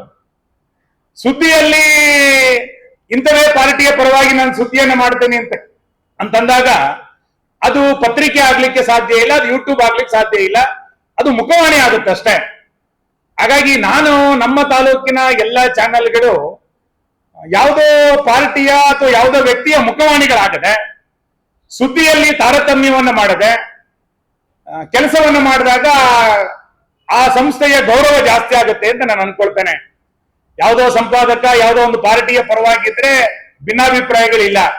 ಸುದ್ದಿಯಲ್ಲಿ ತಾರತಮ್ಯವನ್ನ ಮಾಡಿದ್ರೆ ಅದು ಹಿತ ಆಗೋದಿಲ್ಲ ಅಂತ ಒಂದು ಸಣ್ಣ ಮಾತನ್ನ ಈ ಸಂದರ್ಭದಲ್ಲಿ ಹೇಳ್ತಾ, ಯಾಕೆಂದ್ರೆ ನಾನು ಪತ್ರಕರ್ತನಾಗಿದ್ದಾಗ ಗಿರಿಜಾಶಂಕರ್ ನಮ್ಮ ಸಂಪಾದಕರು, ರಾಜಶೇಖರಿಗೆ ಗೊತ್ತಿದೆ, ಬಹಳ ದೊಡ್ಡ ಪ್ರಮಾಣದಲ್ಲಿ ಎಲ್ಲ ಪಾಠಗಳನ್ನ ನಮಗೆ ಹೇಳ್ಕೊಟ್ಟಿದ್ರು. ಸುದ್ದಿಯಲ್ಲಿ ತಾರತಮ್ಯಗಳಾಗಬಾರ್ದು, ಸುದ್ದಿಯಲ್ಲಿ ವ್ಯವಸ್ಥೆಗಳಲ್ಲಿ ದೋಷ ಆಗಬಾರ್ದು, ಕಾಗುಣಿತದಲ್ಲಿ ವ್ಯತ್ಯಾಸ ಆಗಬಾರ್ದು ಅನ್ನುವಂತ ಸಂಗತಿಗಳನ್ನ ನಮ್ಮೆಲ್ಲರಿಗೂ ಕೂಡ ಹೇಳ್ಕೊಟ್ಟಿದ್ರು. ಹಾಗಾಗಿ ಆ ರೀತಿಯಾದಂತ ವ್ಯವಸ್ಥೆಗಳು ಚೆನ್ನಾಗಿರ್ಬೇಕು ಅನ್ನುವಂತ ಅಪೇಕ್ಷೆಯನ್ನ ಸಮಾಜ ಇವತ್ತು ಪಡ್ತಾ ಇದೆ. ಇದನ್ನ ನಮ್ಮ ಕಾರ್ಕಳದ ಮಾಧ್ಯಮ ಪತ್ರಕರ್ತರು ಕೂಡ ಅರ್ಥವನ್ನು ಮಾಡ್ಕೊಳ್ತಾರೆ ಎನ್ನುವಂತ ಮಾತನ್ನ ಈ ಸಂದರ್ಭದಲ್ಲಿ ನಾನು ಉಲ್ಲೇಖ ಮಾಡ್ತಾ, ಎರಡನೇದು, ಪತ್ರಕರ್ತರು ಅಂದ ಕೂಡ್ಲೆ ಅಥವಾ ಪತ್ರಿಕೋದ್ಯಮ ಅಂದ ಕೂಡ್ಲೆ ಏನ್ ಬೇಕಾದ್ರೂ ಮಾಡ್ಬೋದು ಅನ್ನುವಂಥದ್ದಲ್ಲ. ವ್ಯಕ್ತಿಯ ವ್ಯಕ್ತಿತ್ವವನ್ನು ಕೂಡ ಕಾಪಾಡಿಕೊಳ್ಬೇಕು, ಸಮಾಜದ ಸ್ವಾಸ್ಥ್ಯವನ್ನು ಕೂಡ ಕಾಪಾಡಿಕೊಳ್ಬೇಕಾಗಿರುವಂತದ್ದು ಪತ್ರಿಕಾ ಧರ್ಮ. ಅದು ಪತ್ರಿಕೆಗಳಲ್ಲಿ ಹೇಗ್ ಬೇಕಾದ್ರೆ ನಾನು ಪತ್ರಕರ್ತನಿದ್ದೇನೆ ಅಂತೇಳಿ ಹೇಗ್ ಬೇಕಾದ್ರೂ ನಡ್ಕೊಳ್ಳಿಕ್ ಸಾಧ್ಯ ಇಲ್ಲ. ಯಾವುದೋ ಒಂದು ಸುದ್ದಿ ಸಮಾಜದ ಸ್ವಾಸ್ಥ್ಯವನ್ನ ಹಾಳು ಮಾಡುತ್ತೆ ಅಂತಂದ್ರೆ ಅದನ್ನ ಎಲ್ಲಿ ಯಾವ ಶಬ್ದಗಳಲ್ಲಿ ಅದನ್ನ ಬಳಸಬೇಕು ಅನ್ನುವಂತ ಎಚ್ಚರಿಕೆಯೂ ಕೂಡ ಪತ್ರಕರ್ತರಿಗೆ ಇರಬೇಕಾಗತ್ತೆ. ಬಹುಶಃ ಮುಂದಿನ ತರಬೇತಿಯ ಸಂದರ್ಭದಲ್ಲಿ ಆ ಎಲ್ಲ ಸಂಗತಿಗಳನ್ನ ಅವರು ಹೇಳ್ಕೊಡ್ಬೋದು ಅಂತ ನಾನು ಭಾವಿಸ್ತೇನೆ. ಸಮಾಜದ ಸ್ವಾಸ್ಥ್ಯವನ್ನ ಹಾಳು ಮಾಡಿ ಯಾವುದೇ ಪತ್ರಿಕೆ ಬ್ರೇಕಿಂಗ್ ನ್ಯೂಸ್ ಗಳನ್ನ ಮಾಡಿದ್ರೆ ಆ ಕ್ಷಣಕ್ಕದ ಒಳ್ಳೇದು ಅಂತ ಅನ್ನಿಸ್ಬೋದು. ಆದ್ರೆ ಉಳಿದಂತಹ ದಿನಗಳಲ್ಲಿ ಆ ಪತ್ರಿಕೆಗಳು ಅಥವಾ ಆ ಚಾನೆಲ್ಗಳು ಜನಪ್ರಿಯ ಆಗ್ಲಿಕ್ಕೆ ಸಾಧ್ಯ ಇಲ್ಲ. ಆ ಹಿನ್ನೆಲೆಯಲ್ಲಿ ವ್ಯಕ್ತಿಯ ವ್ಯಕ್ತಿತ್ವವನ್ನ ಮತ್ತು ಸಮಾಜದ ಸ್ವಾಸ್ಥ್ಯವನ್ನ ಕಾಪಾಡಿಕೊಳ್ಳುವಂತ ದೃಷ್ಟಿಯಿಂದ ಪತ್ರಿಕಾ ಧರ್ಮ ಅದರ ಆ ನಿಟ್ಟಿನಲ್ಲಿ ಕೆಲಸವನ್ನ ಮಾಡಬೇಕು ಅನ್ನುವಂತ ಸಂಗತಿಯನ್ನ ಈ ಸಂದರ್ಭದಲ್ಲಿ ನೆನಪು ಮಾಡ್ಕೊಳ್ತಾ, ಕಾರ್ಕಳದ ಪತ್ರಕರ್ತರಿಗೆ ನಾನು ವಿನಂತಿ ಮಾಡೋದು, ನಾವೆಲ್ಲ ಜನಪ್ರತಿನಿಧಿಗಳು, ಶಾಸಕರು ಎಲ್ಲ ರೀತಿಯಾದಂತಹ ಸಹಕಾರವನ್ನ ಎಲ್ಲ ಚಾನೆಲ್ಗಳಿಗೆ, ಎಲ್ಲ ಪತ್ರಿಕೆಗಳಿಗೆ ನಾವು ನಿಮಗೆ ನಿಂತು ಮಾಡ್ತೇವೆ. ಇಡೀ ಸಮಾಜ ನಿಮ್ ಜೊತೆಗಿದೆ, ನಿಮ್ಮೆಲ್ಲ ಚಟುವಟಿಕೆಯ ಜೊತೆಗಿದೆ, ನಿಮ್ಮೆಲ್ಲ ಆಗುಹೋಗುಗಳ ಜೊತೆಗೆ ನಾವಿದ್ದೇವೆ. ಇದೆಲ್ಲದರ ಜೊತೆನಲ್ಲಿ ಕಾರ್ಕಳದ ಕೀರ್ತಿಯನ್ನ ಜಾಸ್ತಿ ಮಾಡುವಂತ ನಿಟ್ಟಿನಲ್ಲೂ ಕೂಡ ಒಂದು ಪತ್ರಕರ್ತ ಸಂಘವಾಗಿ ಕೆಲಸವನ್ನು ಮಾಡಬಹುದಾ ಅನ್ನುವಂತ ಆಲೋಚನೆಯನ್ನ ನಳಿನಿ ಸುವರ್ಣ ಅವರ ತಂಡ ಮಾಡಬಹುದು ಅನ್ನುವಂತ ಅಪೇಕ್ಷೆಯನ್ನು ನಾನು ವ್ಯಕ್ತ ಮಾಡ್ತೇನೆ. 27ರಲ್ಲಿ ಮಹಾಮಸ್ತಕಾಭಿಷೇಕ ನಡೀತಾ ಇದೆ. ಮಹಾಮಸ್ತಕಾಭಿಷೇಕಕ್ಕೆ ದೇಶ ವಿದೇಶದಿಂದ ಜನ ಬರಬೇಕು ಅಂತೇಳಿ ಅಪೇಕ್ಷೆಯನ್ನು ಪಡ್ತಾ ಇದ್ದೀವಿ. ಒಂದು ಧಾರ್ಮಿಕತೆಯ ವಾತಾವರಣ ಮಸ್ತಕಾಭಿಷೇಕಕ್ಕೆ ಸೃಷ್ಟಿ ಮಾಡಬೇಕು ಅಂತೇಳಿ ಅಲ್ಲಿಯ ವ್ಯವಸ್ಥೆ ಈಗಾಗಲೇ ಯೋಚನೆಯನ್ನು ಪ್ರಾರಂಭ ಮಾಡಿದೆ. ಇಂಥ ಸಂದರ್ಭದಲ್ಲಿ ಕಾರ್ಕಳದ ಮಸ್ತಕಾಭಿಷೇಕ ದೇಶದ ಜನರ ಗಮನವನ್ನು ಸೆಳಿಬೇಕು. ಇಲ್ಲಿಯ ಸಣ್ಣ ಪುಟ್ಟ ಯಾವ್ದಾದ್ರು ಕೊರತೆಗಳಿದ್ರೆ ಅದನ್ನ ಹೆಚ್ಚು ಹೈಲೈಟ್ ಮಾಡಿದೆ ಒಳ್ಳೆಯ ಸಂಗತಿಗಳನ್ನ ಆ ಸಂದರ್ಭದಲ್ಲಿ ಮುಂದಿನ 6 ತಿಂಗಳ ಕಾಲ ಮಾಡಿದ್ರೆ ಬಹುಶಃ ಮಸ್ತಕಾಭಿಷೇಕಕ್ಕೆ ಒಂದು ಒಳ್ಳೆಯ ಪ್ರವಾಸಿಗರನ್ನ ಕಾರ್ಕಳದಲ್ಲಿ ಆಕರ್ಷಿಸಲಿಕ್ಕೆ ಸಹಾಯ ಆಗ್ಬೋದು ಅಂತ ನಾನು ಅನ್ಕೊಳ್ತೇನೆ. ಹಾಗಾಗಿ ಇಡೀ ಪತ್ರಕರ್ತರ ಒಂದು ತಂಡ ಮುಂದಿನ 6 ತಿಂಗಳ ಕಾಲ ಕಾರ್ಕಳದ ಕೀರ್ತಿಯನ್ನ ರಾಜ್ಯಾದ್ಯಂತ ವಿಸ್ತರಿಸಲಿಕ್ಕೆ ಬೇಕಾದಂತ ಪೂರಕವಾದಂತ ಚಟುವಟಿಕೆಯನ್ನ ಮಾಡ್ಲಿಕ್ಕೆ ಸಾಧ್ಯ ಇದೆಯಾ, ಅದನ್ನ ಇಡೀ ಸಂಘವಾಗಿ ಯಾವ ರೀತಿ ಆಲೋಚನೆಯನ್ನು ಮಾಡ್ಬೋದು. ಮಿತ್ರಪ್ರಭಾ ಹೆಗಡೆಯವರು ಇಲ್ಲಿದ್ದಾರೆ, ಸಮಾಜಕ್ಕೆ ಪೂರಕವಾದಂತ 16 ಚಟುವಟಿಕೆಯನ್ನ ನಮ್ಮ ನಡುವೆ ಅವರು ಕೊಟ್ಟಿದ್ದಾರೆ. ಹಾಗಾಗಿ ಮುಂದಿನ 6 ತಿಂಗಳ ಅಂದ್ರೆ ಇನ್ನೊಂದು 8 ತಿಂಗಳಲ್ಲಿ ಮಸ್ತಕಾಭಿಷೇಕ ಬರೋದಿದೆ. ಆ ಜನವರಿಯ ಹೊತ್ತಿಗೆ ನಾವು ಸಿದ್ಧತೆಯನ್ನು ಮಾಡಬೇಕಾದ್ರೆ ಬರೀ ಮಸ್ತಕಾಭಿಷೇಕ ಅಂದಾಗ ರಸ್ತೆ ಡಾಂಬಾರು ಇಷ್ಟು ಮಾತ್ರ ಅಲ್ಲ, ಪ್ರವಾಸಿಗರು ಬಂದಾಗ ಇಲ್ಲಿ ಒಂದು ಗುಡ್ ಫೀಲ್ ಫ್ಯಾಕ್ಟರ್ ನಮಗೆ ನಿರ್ಮಾಣ ಆಗಬೇಕು. ಹಾಗಾಗಿ ಆ ಉಡುಪಿಯ ಕಂಡಿರ ಅನ್ನುವಂತ ಒಂದು ಚಾನೆಲ್ ನಮಗೆ ಗೊತ್ತಿದೆ. ಕೆಟ್ಟ ಸಂಗತಿಗಳನ್ನ ಯಾವುದನ್ನೂ ಹೇಳಿಲ್ಲ ಅವರು. ಯಾವ ಒಂದು ಸಣ್ಣ ಹೋಟೆಲ್ ನಲ್ಲಿರುವಂತ ಒಂದು ಒಳ್ಳೆಯ ಚಾ ಸಿಕ್ಕರು ಕೂಡ ಅದನ್ನು ಹೇಳುವಂತ ಸಂಗತಿಯನ್ನ ಉಡುಪಿಯ ಕಂಡಿರ ಚಾನೆಲ್ ಮಾಡಿದ್ದು ನಮಗೆ ಕಾಣ್ತೀವಿ.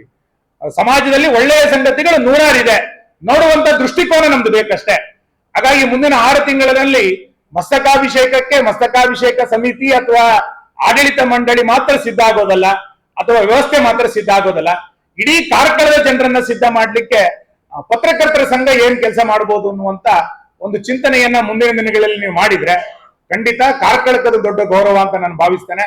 ಎಲ್ಲ ಕಡೆಗಳಿಂದ ಕಾರ್ಕಳಕ್ಕೆ ಬರುವಂತಾಗಬೇಕು, ಒಮ್ಮೆ ಬಂದಂತವರು ಕಾರ್ಕಳಕ್ಕೆ ಮತ್ತೊಮ್ಮೆ ಬರಬೇಕು ಅಂತೇಳಿ ಅನ್ನಿಸುವಂತಾಗಬೇಕು.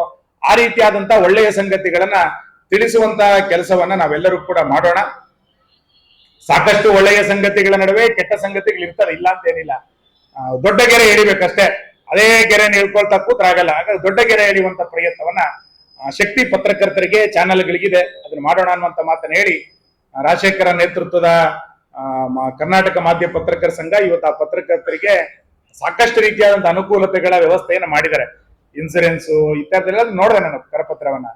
ಅದೆಲ್ಲದಕ್ಕೂ ನಮ್ಮ ಕಡೆ ಏನು ನೆರವನ್ನ ಆಗಬೇಕು, ಅದಕ್ಕೆ ನಿಮ್ ಜೊತೆಗೆ ನಾನು ಇದ್ದೇನೆ ಅನ್ನುವಂತ ಮಾತನ್ನು ಹೇಳಿ ಮತ್ತೊಮ್ಮೆ ನೂತನವಾದಂತಹ ಎಲ್ಲ ಪದಾಧಿಕಾರಿಗಳಿಗೆ ನಾನು ಅಭಿನಂದನೆಗಳನ್ನು ಸಲ್ಲಿಸ್ತೇನೆ. ನಮಸ್ಕಾರ.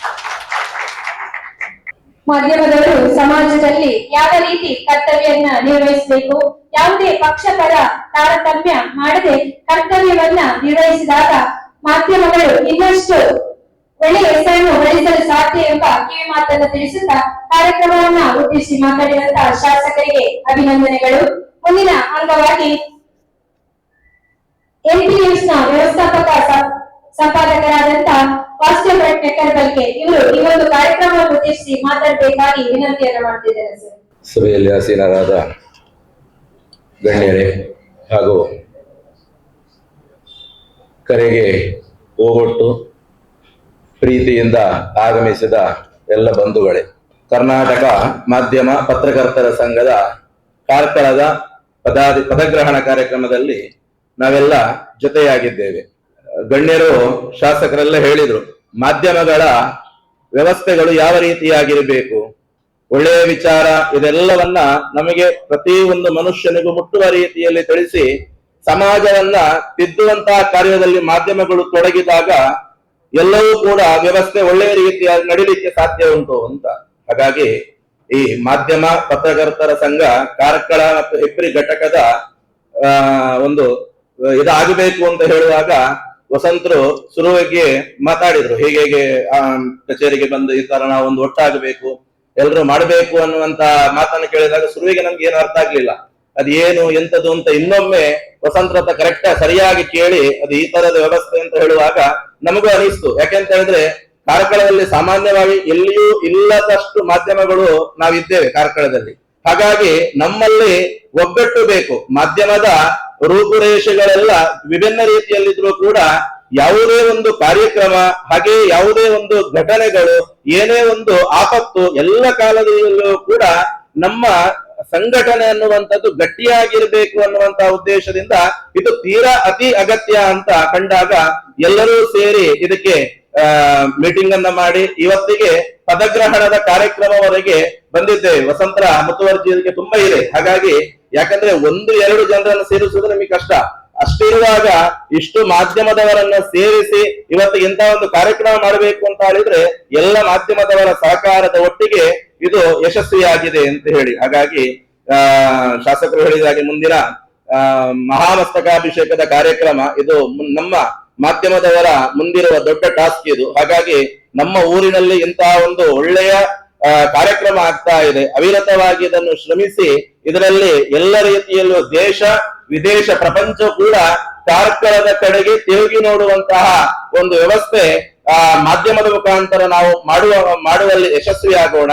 ಹಾಗೆಯೇ ಮಾಧ್ಯಮದವರು ನಮ್ಮ ಕರ್ತವ್ಯವನ್ನ ಖಂಡಿತವಾಗಿಯೂ ನೆರವೇರಿಸಿ ಈ ಪದಗ್ರಹಣ ಕಾರ್ಯಕ್ರಮ ಹಾಗಾಗಿ ಮುಂದಕ್ಕೆ ಮಾಧ್ಯಮದ ಏನೆಲ್ಲ ನಮ್ಮಿಂದ ಸಾಧ್ಯ ಉಂಟು ಇನ್ನು ಗುಂಪಾಗಿ ಒಳ್ಳೆಯ ಇದರನ್ನೆಲ್ಲ ಸಹಕರಿಸುವಂತದ್ದು, ಹಾಗೆ ಒಳ್ಳೆಯ ಕಾರ್ಯಕ್ರಮಗಳನ್ನ ಮಾಡುವಂತವರನ್ನ ಗುರುತಿಸುವಂತದ್ದು, ಒಳ್ಳೆಯ ವ್ಯಕ್ತಿಗಳನ್ನ ಗುರುತಿಸಿ ಅವರಿಗೆ ಸನ್ಮಾನಿಸುವಂತದ್ದು, ಇಂಥದ್ದೆಲ್ಲ ಅಜೆಂಡಾಗಳಿದೆ. ಹಾಗಾಗಿ ಇದನ್ನೆಲ್ಲ ಮಾಡಿದಾಗ ಈ ಸಂಘಟನೆಗೂ ಒಂದು ಒಳ್ಳೆಯ ಇದು ಬರ್ಲಿಕ್ಕೆ ಸಾಧ್ಯ ಉಂಟು. ಹಾಗಾಗಿ ಈ ಕಾರ್ಯಕ್ರಮದಲ್ಲಿ ಮಾತಾಡ್ಲಿಕ್ಕೆ ಅವಕಾಶ ಕೊಟ್ಟದ್ದಕ್ಕಾಗಿ ನನ್ನೆರಡು ಮಾತನ್ನು ಮುಗಿಸ್ತೇನೆ. ನಮಸ್ಕಾರ. ಕಾರ್ಯಕ್ರಮವನ್ನ ಉದ್ದೇಶಿಸಿ ಮಾತಾಡಿದಂತ ವಾಸ್ತವ ಟೆಕ್ಕರ್ಬಲ್ಗೆ ಇವರಿಗೆ ಅಭಿನಂದನೆಗಳು. ಕೆಲಸದ ನಿಮಿತ್ತ ಕಾರ್ಯಕ್ರಮದಿಂದ ನಿರ್ಗಮಿಸಲಿರುವಂತ ಶ್ರೀ ಉದಯ್ ಶೆಟ್ಟಿ ಮುನಿಯರ್ ಸರ್ ಅವರಿಗೆ ಎಲ್ಲರ ಪರವಾಗಿ ಧನ್ಯವಾದವನ್ನ ಸಮರ್ಪಣೆ ಮಾಡ್ತಿದ್ದೇನೆ. ಹಾಗೆ ಅಧ್ಯಕ್ಷರು ಅವರಿಗೆ ಗೌರವ ಸ್ಮರಣಿಕೆಯನ್ನ ನೀಡಿ ಗೌರವಿಸಬೇಕಾಗಿ ವಿನಂತಿಯನ್ನ ಮಾಡ್ತಿದ್ದೇನೆ. ಅಖಿಲ ಭಾರತೀಯ ಸಾಹಿತ್ಯ ಪರಿಷತ್ ಕಾರ್ಕಳ ಇದರ ಅಧ್ಯಕ್ಷರಾದಂತ ಶ್ರೀಮತಿ ಇಂದ್ರಪ್ರಭಾ ಹೆಗ್ಡೆ ಇವರು ಮಾತಾಡಬೇಕಾಗಿ ವಿನಂತಿಯನ್ನ ಮಾಡ್ತಿದ್ದಾರೆ. ಮೇಡಮ್,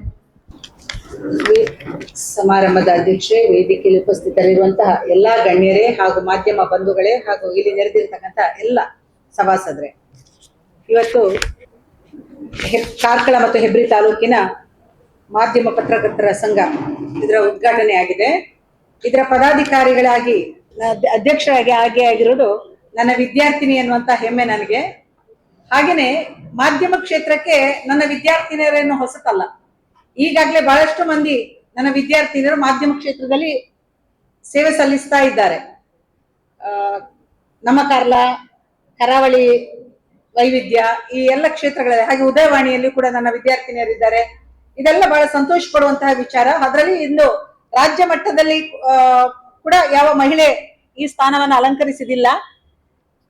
ನಳಿನಿ ಸುವರ್ಣ ಅವರು ವಿದ್ಯಾರ್ಥಿ ದಶೆಯಿಂದಲೇ ಒಳ್ಳೆಯ ಸಾಂಸ್ಕೃತಿಕವಾಗಿ, ಸಾಹಿತ್ಯಿಕವಾಗಿ ಮತ್ತು ಸಂಘಟನೆಗಳಲ್ಲಿ ತೊಡಗಿಸಿಕೊಂಡವರು. ಅವರನ್ನು ಈ ಸ್ಥಾನ ಹುಡುಕಿಕೊಂಡು ಬಂದಿದೆ, ಬಹಳ ಸಂತೋಷ ವಿಷಯ. ಅವರಿಗೂ ಹಾಗೂ ಅವರ ಎಲ್ಲ ಸಂಘದ ಪದಾಧಿಕಾರಿಗಳಿಗೆ ಶುಭವಾಗ್ಲಿ ಅಂತ ಹೇಳಿ ಹಾರೈಸ್ತೇನೆ ನಾನು. ವಿಜ್ಞಾನ ಮತ್ತು ತಂತ್ರಜ್ಞಾನ ಬಹಳ ವೇಗವಾಗಿ ಈಗ ಅಭಿವೃದ್ಧಿಯ ಪಥದಲ್ಲಿ ಸಾಗ್ತಾ ಇದೆ, ನಮಗೆ ಗೊತ್ತಿದೆ. ನಾವು ಕೇಳಿಸಿಕೊಳ್ಳುವ ಕಾಲಘಟ್ಟದಿಂದ ಈಗ ನೋಡಿಸಿಕೊಳ್ಳುವ ಕಾಲಘಟ್ಟಕ್ಕೆ ಬಂದಿದ್ದೇವೆ. ಬಂದು 1.5 ವರ್ಷಗಳೇ ಆಯ್ತು. ಈಗ ಈ ಕಾಲಘಟ್ಟದಲ್ಲಿ ನಾವು ಬಹಳಷ್ಟು ಬದಲಾವಣೆಗಳನ್ನು ಕಾಣ್ತಾ ಇದ್ದೇವೆ. ಮೊದಲು ನಿಮ್ಗೆ ಪದ್ಯ ಕೇಳಿರ್ಬೋದು ನೀವು, ಮನೆಯ ಮೊದಲ ಪಾಠಶಾಲೆ, ಜನನಿ ತಾನೇ ಮೊದಲ ಗುರು ಅಂದ್ರೆ ಮನೆಯಲ್ಲಿ ಮಕ್ಕಳಿಗೆ ಮೊದಲ ಪಾಠ ಪ್ರಾರಂಭ ಆಗ್ತಾ ಇತ್ತು.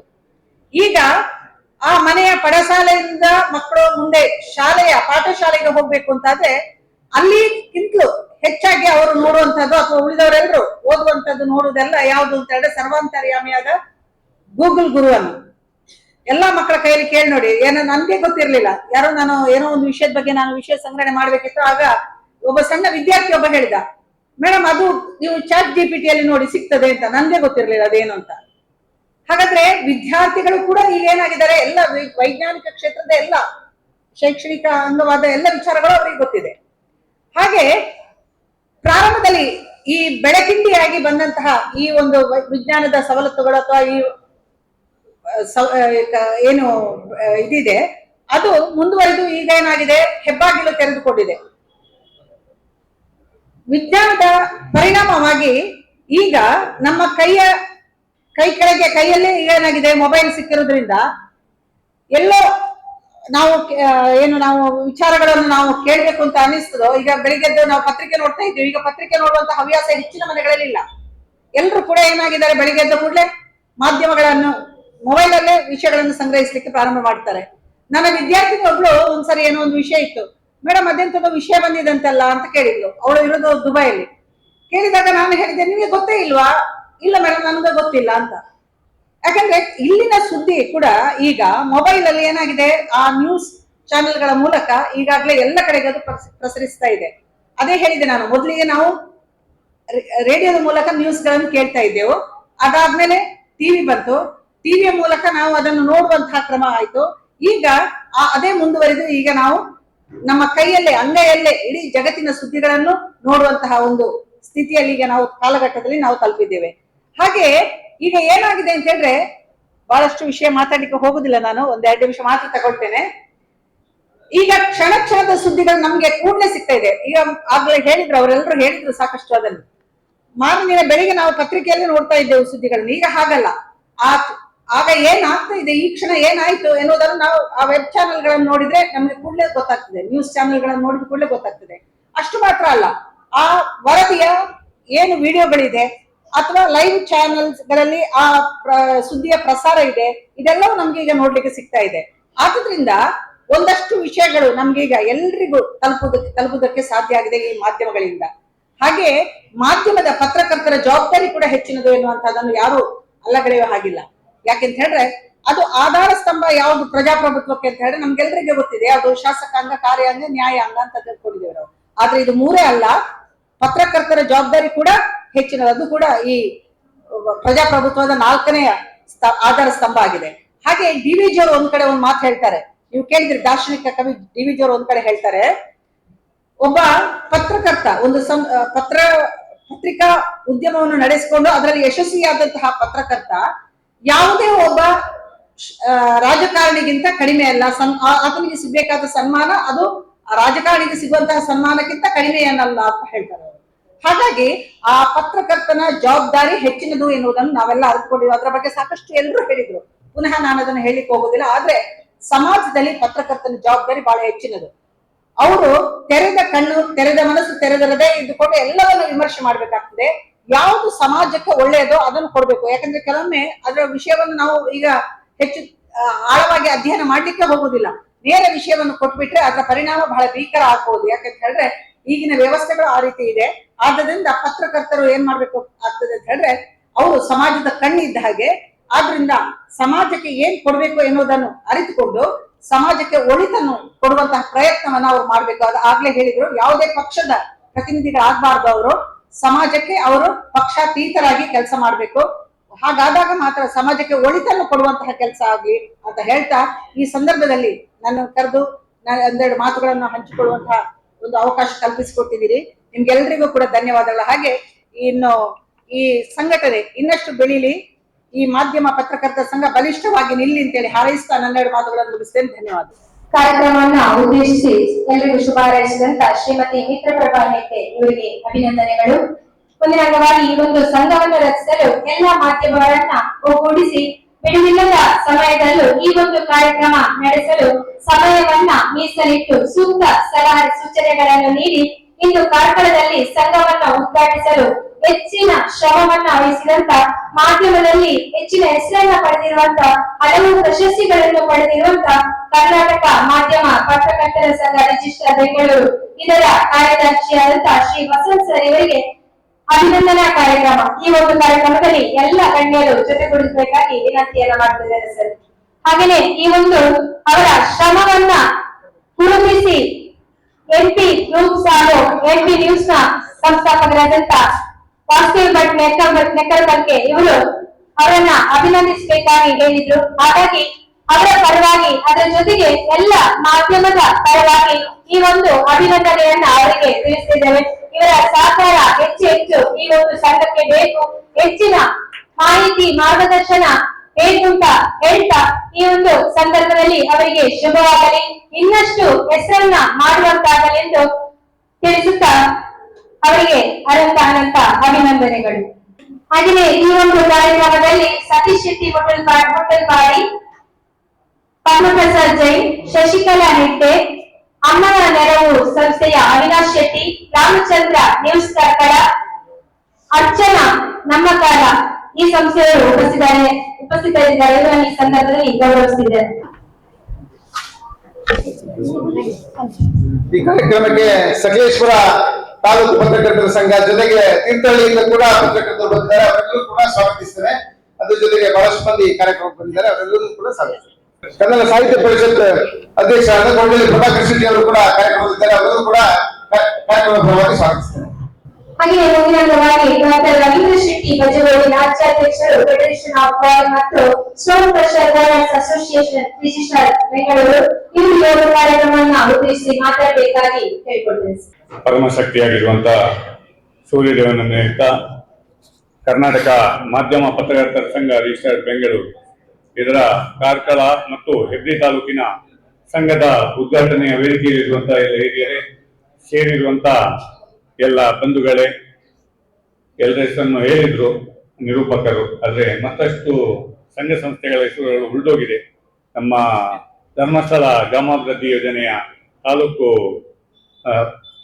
ಸಂಯೋಜಕರಾದಂಥ ಬಲೇಶ್ನವರು ನಮ್ಮೊಟ್ಟಿಗಿದ್ದಾರೆ. ಹಾಗೆ ಸೇರಿರುವಂತಹ ಎಲ್ಲ ಬಂಧುಗಳೇ, ನಮ್ಮ ಪ್ರಜಾಪ್ರಭುತ್ವ ವ್ಯವಸ್ಥೆಯಲ್ಲಿ ಶಾಸಕಾಂಗ, ಕಾರ್ಯಾಂಗ, ನ್ಯಾಯಾಂಗ ಹೇಗೆ ಈ ಒಂದು ಸಂವಿಧಾನ ವ್ಯವಸ್ಥೆಯಲ್ಲಿ ಸ್ವತಂತ್ರವಾಗಿ ಜೀವನ ನಡೆಸಲಿಕ್ಕೆ ಜನರಿಗೆ ಮಾದರಿಯಾಗಿರುವಂತ ನಾಲ್ಕನೇ ಅಂಗವಾಗಿ ಈ ಪತ್ರಿಕಾ ರಂಗ ಕೂಡ, ಮಾಧ್ಯಮ ರಂಗ ನಮ್ಗೆ ಭಾರಿ ಅಗತ್ಯವಾಗಿರುವಂತದ್ದು. ನಾವು ಎಲ್ಲ ಕಡೆ ಹೇಳ್ತಾ ಇದ್ವಿ, ಈ ಪತ್ರಿಕಾ ರಂಗ ಕೂಡ ಗಟ್ಟಿಯಾಗಬೇಕು ಅನ್ನುವಂತ ಮಾತನ್ನು ನಾವು ಎಲ್ಲ ಕಡೆ ಧ್ವನಿಯಾಗಿ ಹೇಳ್ತಾ ಇದ್ವಿ. ಆದ್ರೆ ಪತ್ರಿಕಾ ರಂಗ ಸರಿಯಾಗಬೇಕಂದ್ರೆ ಯಾರು ಸರಿ ಮಾಡ್ಬೇಕಂದ್ರೆ ಅದು ನಾವೇ ಸರಿ ಮಾಡ್ಬೇಕು. ನಾವು ಸರಿ ಮಾಡ್ಬೇಕಂದ್ರೆ ಅದಕ್ಕೆ ನಮ್ಮ ಕಣ್ಣೆದುರಿಗೆ ನಮ್ಗೆ ವಸಂತಿಗೆ ನಮ್ಗೆ ಸಿಕ್ಕಿದ್ದು ನಮ್ಮ ರಾಜಶೇಖರ್ ಅವರು. ನಾವು ಹೀಗೆ ಮಾತಾಡುವಾಗ ರಾಜಶೇಖರ್ ಅವರ ಪರಿಚಯ ಆಯಿತು. ಒಬ್ಬ ಚಿಕ್ಕಮಗಳೂರು ಜಿಲ್ಲೆಯಲ್ಲಿ ಯಶಸ್ವಿಯಾಗಿ ಒಂದು ಸಂಘವನ್ನು ಮುನ್ನಡೆಸಿದವರು, ಒಂದಷ್ಟು ಕೋಟ್ಯಾಂತರ ರೂಪಾಯಿಯ ಒಂದು ಆಸ್ತಿಗಳನ್ನಲ್ಲಿ ಮಾಡಿ ಈಗ ಬಾಡಿಗೆಯಲ್ಲಿ ಒಂದು ಸಂಘವನ್ನು ನಡೆಸುವಂತ ವ್ಯವಸ್ಥೆಯನ್ನು ಅಲ್ಲಿ ಮಾಡಿದ್ದಾರೆ. ರಾಜ್ಯ ಮಟ್ಟದಲ್ಲಿ ಹೋರಾಟವನ್ನು ಕೊಟ್ಟವರು. ಇಂಥವರ ನೇತೃತ್ವದಲ್ಲಿ ಒಂದು ದಿಕ್ಕು ದೆಸೆಯನ್ನು ಕಾಣಿಸಬೇಕು ಅಂತ ಹೇಳಿ ನಾವು ತೀರ್ಮಾನ ಮಾಡಿ ಒಟ್ಟಾದಾಗ ನಮ್ಮೊಟ್ಟಿಗೆ ತುಂಬಾ ಹಿರಿಯರು ಒಟ್ಟಾದ್ರು. ಈಗ ನಮ್ಮ ಒಬ್ಬರು ನಿವೃತ್ತ ಮಿಲಿಟರಿ ಸೇನಾಧಿಕಾರಿಯಾದಂತ ಸಕಲೇಶ್ವರ ಕೃಷ್ಣಪ್ಪ ಅವರು, ಇಂತಹ ತುಂಬಾ ಜನ ಹಿರಿಯರಲ್ಲಿ ಒಟ್ಟಾಗಿ ಈ ಒಂದು ಸಂಘವನ್ನು ಮಾಡಬೇಕು ಅಂತ ಹೇಳಿ ತೀರ್ಮಾನ ಮಾಡಿ ನಾವು ಮಾಡಿದಾಗ ಅನಂತರದ ದಿನಗಳಲ್ಲಿ ನಾವು ಎನಿಸಿಕೊಂಡು ಆಗಿದ್ದು ಅಂತ ವಾತಾವರಣ ಇಡೀ ರಾಜ್ಯದಾದ್ಯಂತ ಆಯಿತು. ಇದು ಕಾರ್ಕಳ ತಾಲೂಕಿನಲ್ಲಿ ಮಾತ್ರ ಅಲ್ಲ, ಎಲ್ಲ ತಾಲೂಕುಗಳಲ್ಲಿ, ಅದು ಗುಂಡ್ಲುಪೇಟೆ ಇರ್ಬೋದು, ಮೈಸೂರು ಇರ್ಬೋದು, ಆ ಕಡೆಯಿಂದ ಬೆಳಗಾವಿ, ಎಲ್ಲ ಕಡೆ ಪ್ರತಿ ತಾಲೂಕಿನಲ್ಲಿ ಕೂಡ ಒಂದು ಉತ್ತಮ ಸ್ಪಂದನೆ ಸಿಕ್ಕಿ ಈಗ ಒಂದು 3-4 ತಿಂಗಳಲ್ಲಿ 2,000 ಚಿಲ್ಲರೆ ಸದಸ್ಯರನ್ನು 3,600 ಸದಸ್ಯರು ನೋಂದಣಿ ಆಗುವಂತ ಹಂತಕ್ಕೆ ಈ ಸಂಘ ಬೆಳೆದು ಬಂದಿದೆ. ಇದು ಬಾರಿ ಹೆಮ್ಮೆಯ ವಿಚಾರ. ಯಾಕಂತ ಹೇಳಿದ್ರೆ ಸಮಾಜಕ್ಕೆ ನ್ಯಾಯ ಕೊಡಬೇಕು ಅನ್ನುವಂತ ದಿಕ್ಕಲ್ಲಿ ಅವರು ತನ್ನ ಪೂರ್ಣಾವಧಿಯನ್ನಿಟ್ಟು ರಾಜಶೇಖರ್ ಅವರು ತೊಡಗಿಸಿಕೊಂಡಿದ್ದಾರೆ. ಅದರಲ್ಲಿ ನನ್ನನ್ನು ಒಂದು ಒತ್ತಾಯ ಮಾಡಿ ತೊಡಗಿಸಿಕೊಂಡಿದ್ದಾರೆ, ನಿರೀಕ್ಷೆ ಇಟ್ಟಿದ್ದಾರೆ. ನಾವು ಅದಕ್ಕೆ ಪೂರ್ಣ ಪ್ರಮಾಣದಲ್ಲಿ ಚೇವಣಿಯಾಗಿದ್ದೇವೆ. ಪತ್ರಿಕರ್ತರಿಗೆ ಕೂಡ ನ್ಯಾಯ ಕೊಡುವುದು ನಮ್ಮ ಧರ್ಮ. ಆದ್ರಿಂದ ನಾವು ಎಲ್ಲಿ ಯಾರು ಒಳ್ಳೆ ಕೆಲಸ ಮಾಡ್ತಾರೆ ಅವರೊಟ್ಟಿಗೆ ನಾನು ಇರ್ತೇನೆ. ನೀವು ನೋಡ್ತಾ ಇದ್ದೀರಿ, ಅದು ಕಾರ್ಕಳ ಟೈಗರ್ಸ್ ಇರ್ಬೋದು ಅಥವಾ ಬೇರೆ ಬೇರೆ ಧಾರ್ಮಿಕ ಕ್ಷೇತ್ರಗಳಲ್ಲಿ ಇರ್ಬೋದು, ಎಲ್ಲಿ ಯಾರು ಒಳ್ಳೆ ಕೆಲಸ ಮಾಡ್ತಾರೆ ಅದರಲ್ಲಿ ನಾನು ಜೋಡಿಸ್ಕೊಂಡು ಅಷ್ಟೇ. ನನ್ನಿಂದ ನಾವು ಒಳ್ಳೇದು ಮಾಡ್ಲಿಕ್ಕೆ ಆಗ್ತದಿಲ್ಲೋ ಗೊತ್ತಿಲ್ಲ. ಅದು ಒಳ್ಳೆ ಕೆಲಸ ಮಾಡುವವರೊಟ್ಟಿಗೆ ನಾನು ಇರ್ತೇನೆ.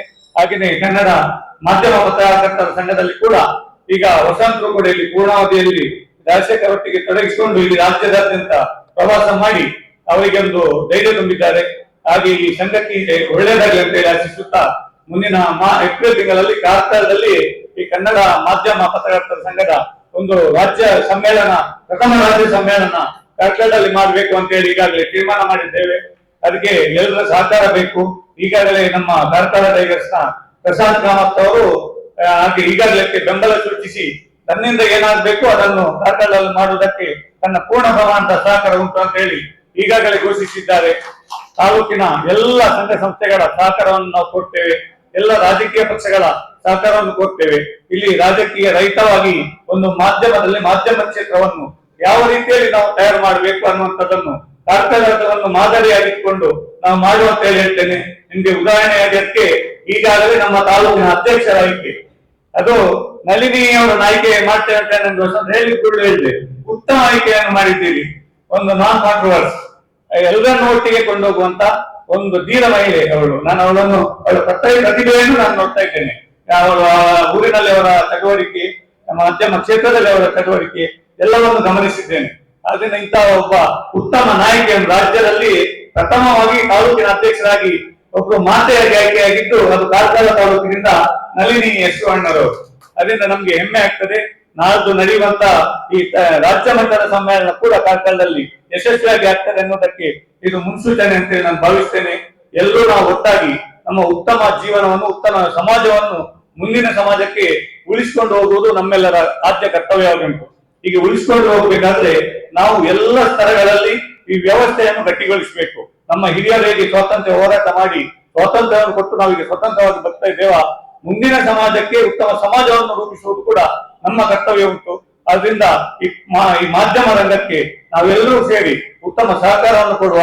ಮುಂದಿನ ದಿನಗಳಲ್ಲಿ ಕಾರ್ಕಳ ತಾಲೂಕು ಮಾತ್ರವಲ್ಲ, ಇಡೀ ಕರ್ನಾಟಕ ರಾಜ್ಯ ಒಂದು ದೇಶಕ್ಕೆ ಮಾದರಿಯಾಗಿ ಬೆಳಗಲಿಕ್ಕೆ ರಾಜಶೇಖರ್ ಅವರ ನಾಯಕತ್ವದಲ್ಲಿ ರೂಪುಗೊಳ್ಳಿ ಅಂತ ಹೇಳಿ ಆಶಿಸಿ ನನಗೆ ಅವಕಾಶ ಕೊಟ್ಟ ನಿಮ್ಗೆಲ್ಲರಿಗೂ ವಂದಿಸಿ ನನ್ನ ಮಾತನ್ನು ಮುಗಿಸ್ತೇನೆ. ಕಾರ್ಯಕ್ರಮಕ್ಕೆ ಆಗಮಿಸಿ ಬಂದಂತ ಪದಾಧಿಕಾರಿಗಳನ್ನ ಹಾಗೇನೆ ಅತಿಥಿಗಳನ್ನ ಹಾಗೇನೆ ಎಲ್ಲ ಪದಾಧಿಕಾರಿಗಳನ್ನ ಗೌರವಿಸಿದಂತ ಶುಭ ಹಾರೈಸಿದಂತ ರವೀಂದ್ರ ಶೆಟ್ಟಿ ಗಜಗೋಳಿ ಇವರಿಗೆ ಅಭಿನಂದನೆಗಳು ಸರ್. ಹಾಗೇನೆ ಈ ಒಂದು ಕಾರ್ಯಕ್ರಮಕ್ಕೆ ಉಪಹಾರ ವ್ಯವಸ್ಥೆಯನ್ನ ಮಾಡಿದಂತ ಪದ್ಮಪ್ರಸಾದ್ ಜೈನ್ ಇವರು ವೇದಿಕೆಗೆ ಬರಬೇಕು ಸರ್. ನಮ್ಮ ಒಂದು ಚಿಕ್ಕದಾದ ಗೌರವಾರ್ಪಣೆಯನ್ನ ಪಡ್ಕೊಳ್ಬೇಕಾಗಿ ವಿನಂತಿಯನ್ನ ಮಾಡ್ತಾ ಇದ್ದಾರೆ. ದೊಡ್ಡ ಸಹಕಾರ ನಮ್ಮ ಚಿಕ್ಕ ಅಭಿನಂದನೆ. ಹಾಗಾಗಿ ಈ ಒಂದು ಸಂದರ್ಭದಲ್ಲಿ ಅವರಿಗೆ ಹೃತ್ಪೂರ್ವಕ ಅಭಿನಂದನೆಯನ್ನ ತಿಳಿಸ್ತಿದ್ದಾರೆ. ಹಾಗೆಯೇ ತುಂಬ ಹೃದಯದಿಂದ ಧನ್ಯವಾದವನ್ನು ಕೂಡ ಸಮರ್ಪಣೆಯನ್ನ ಮಾಡ್ತಿದ್ದಾರೆ.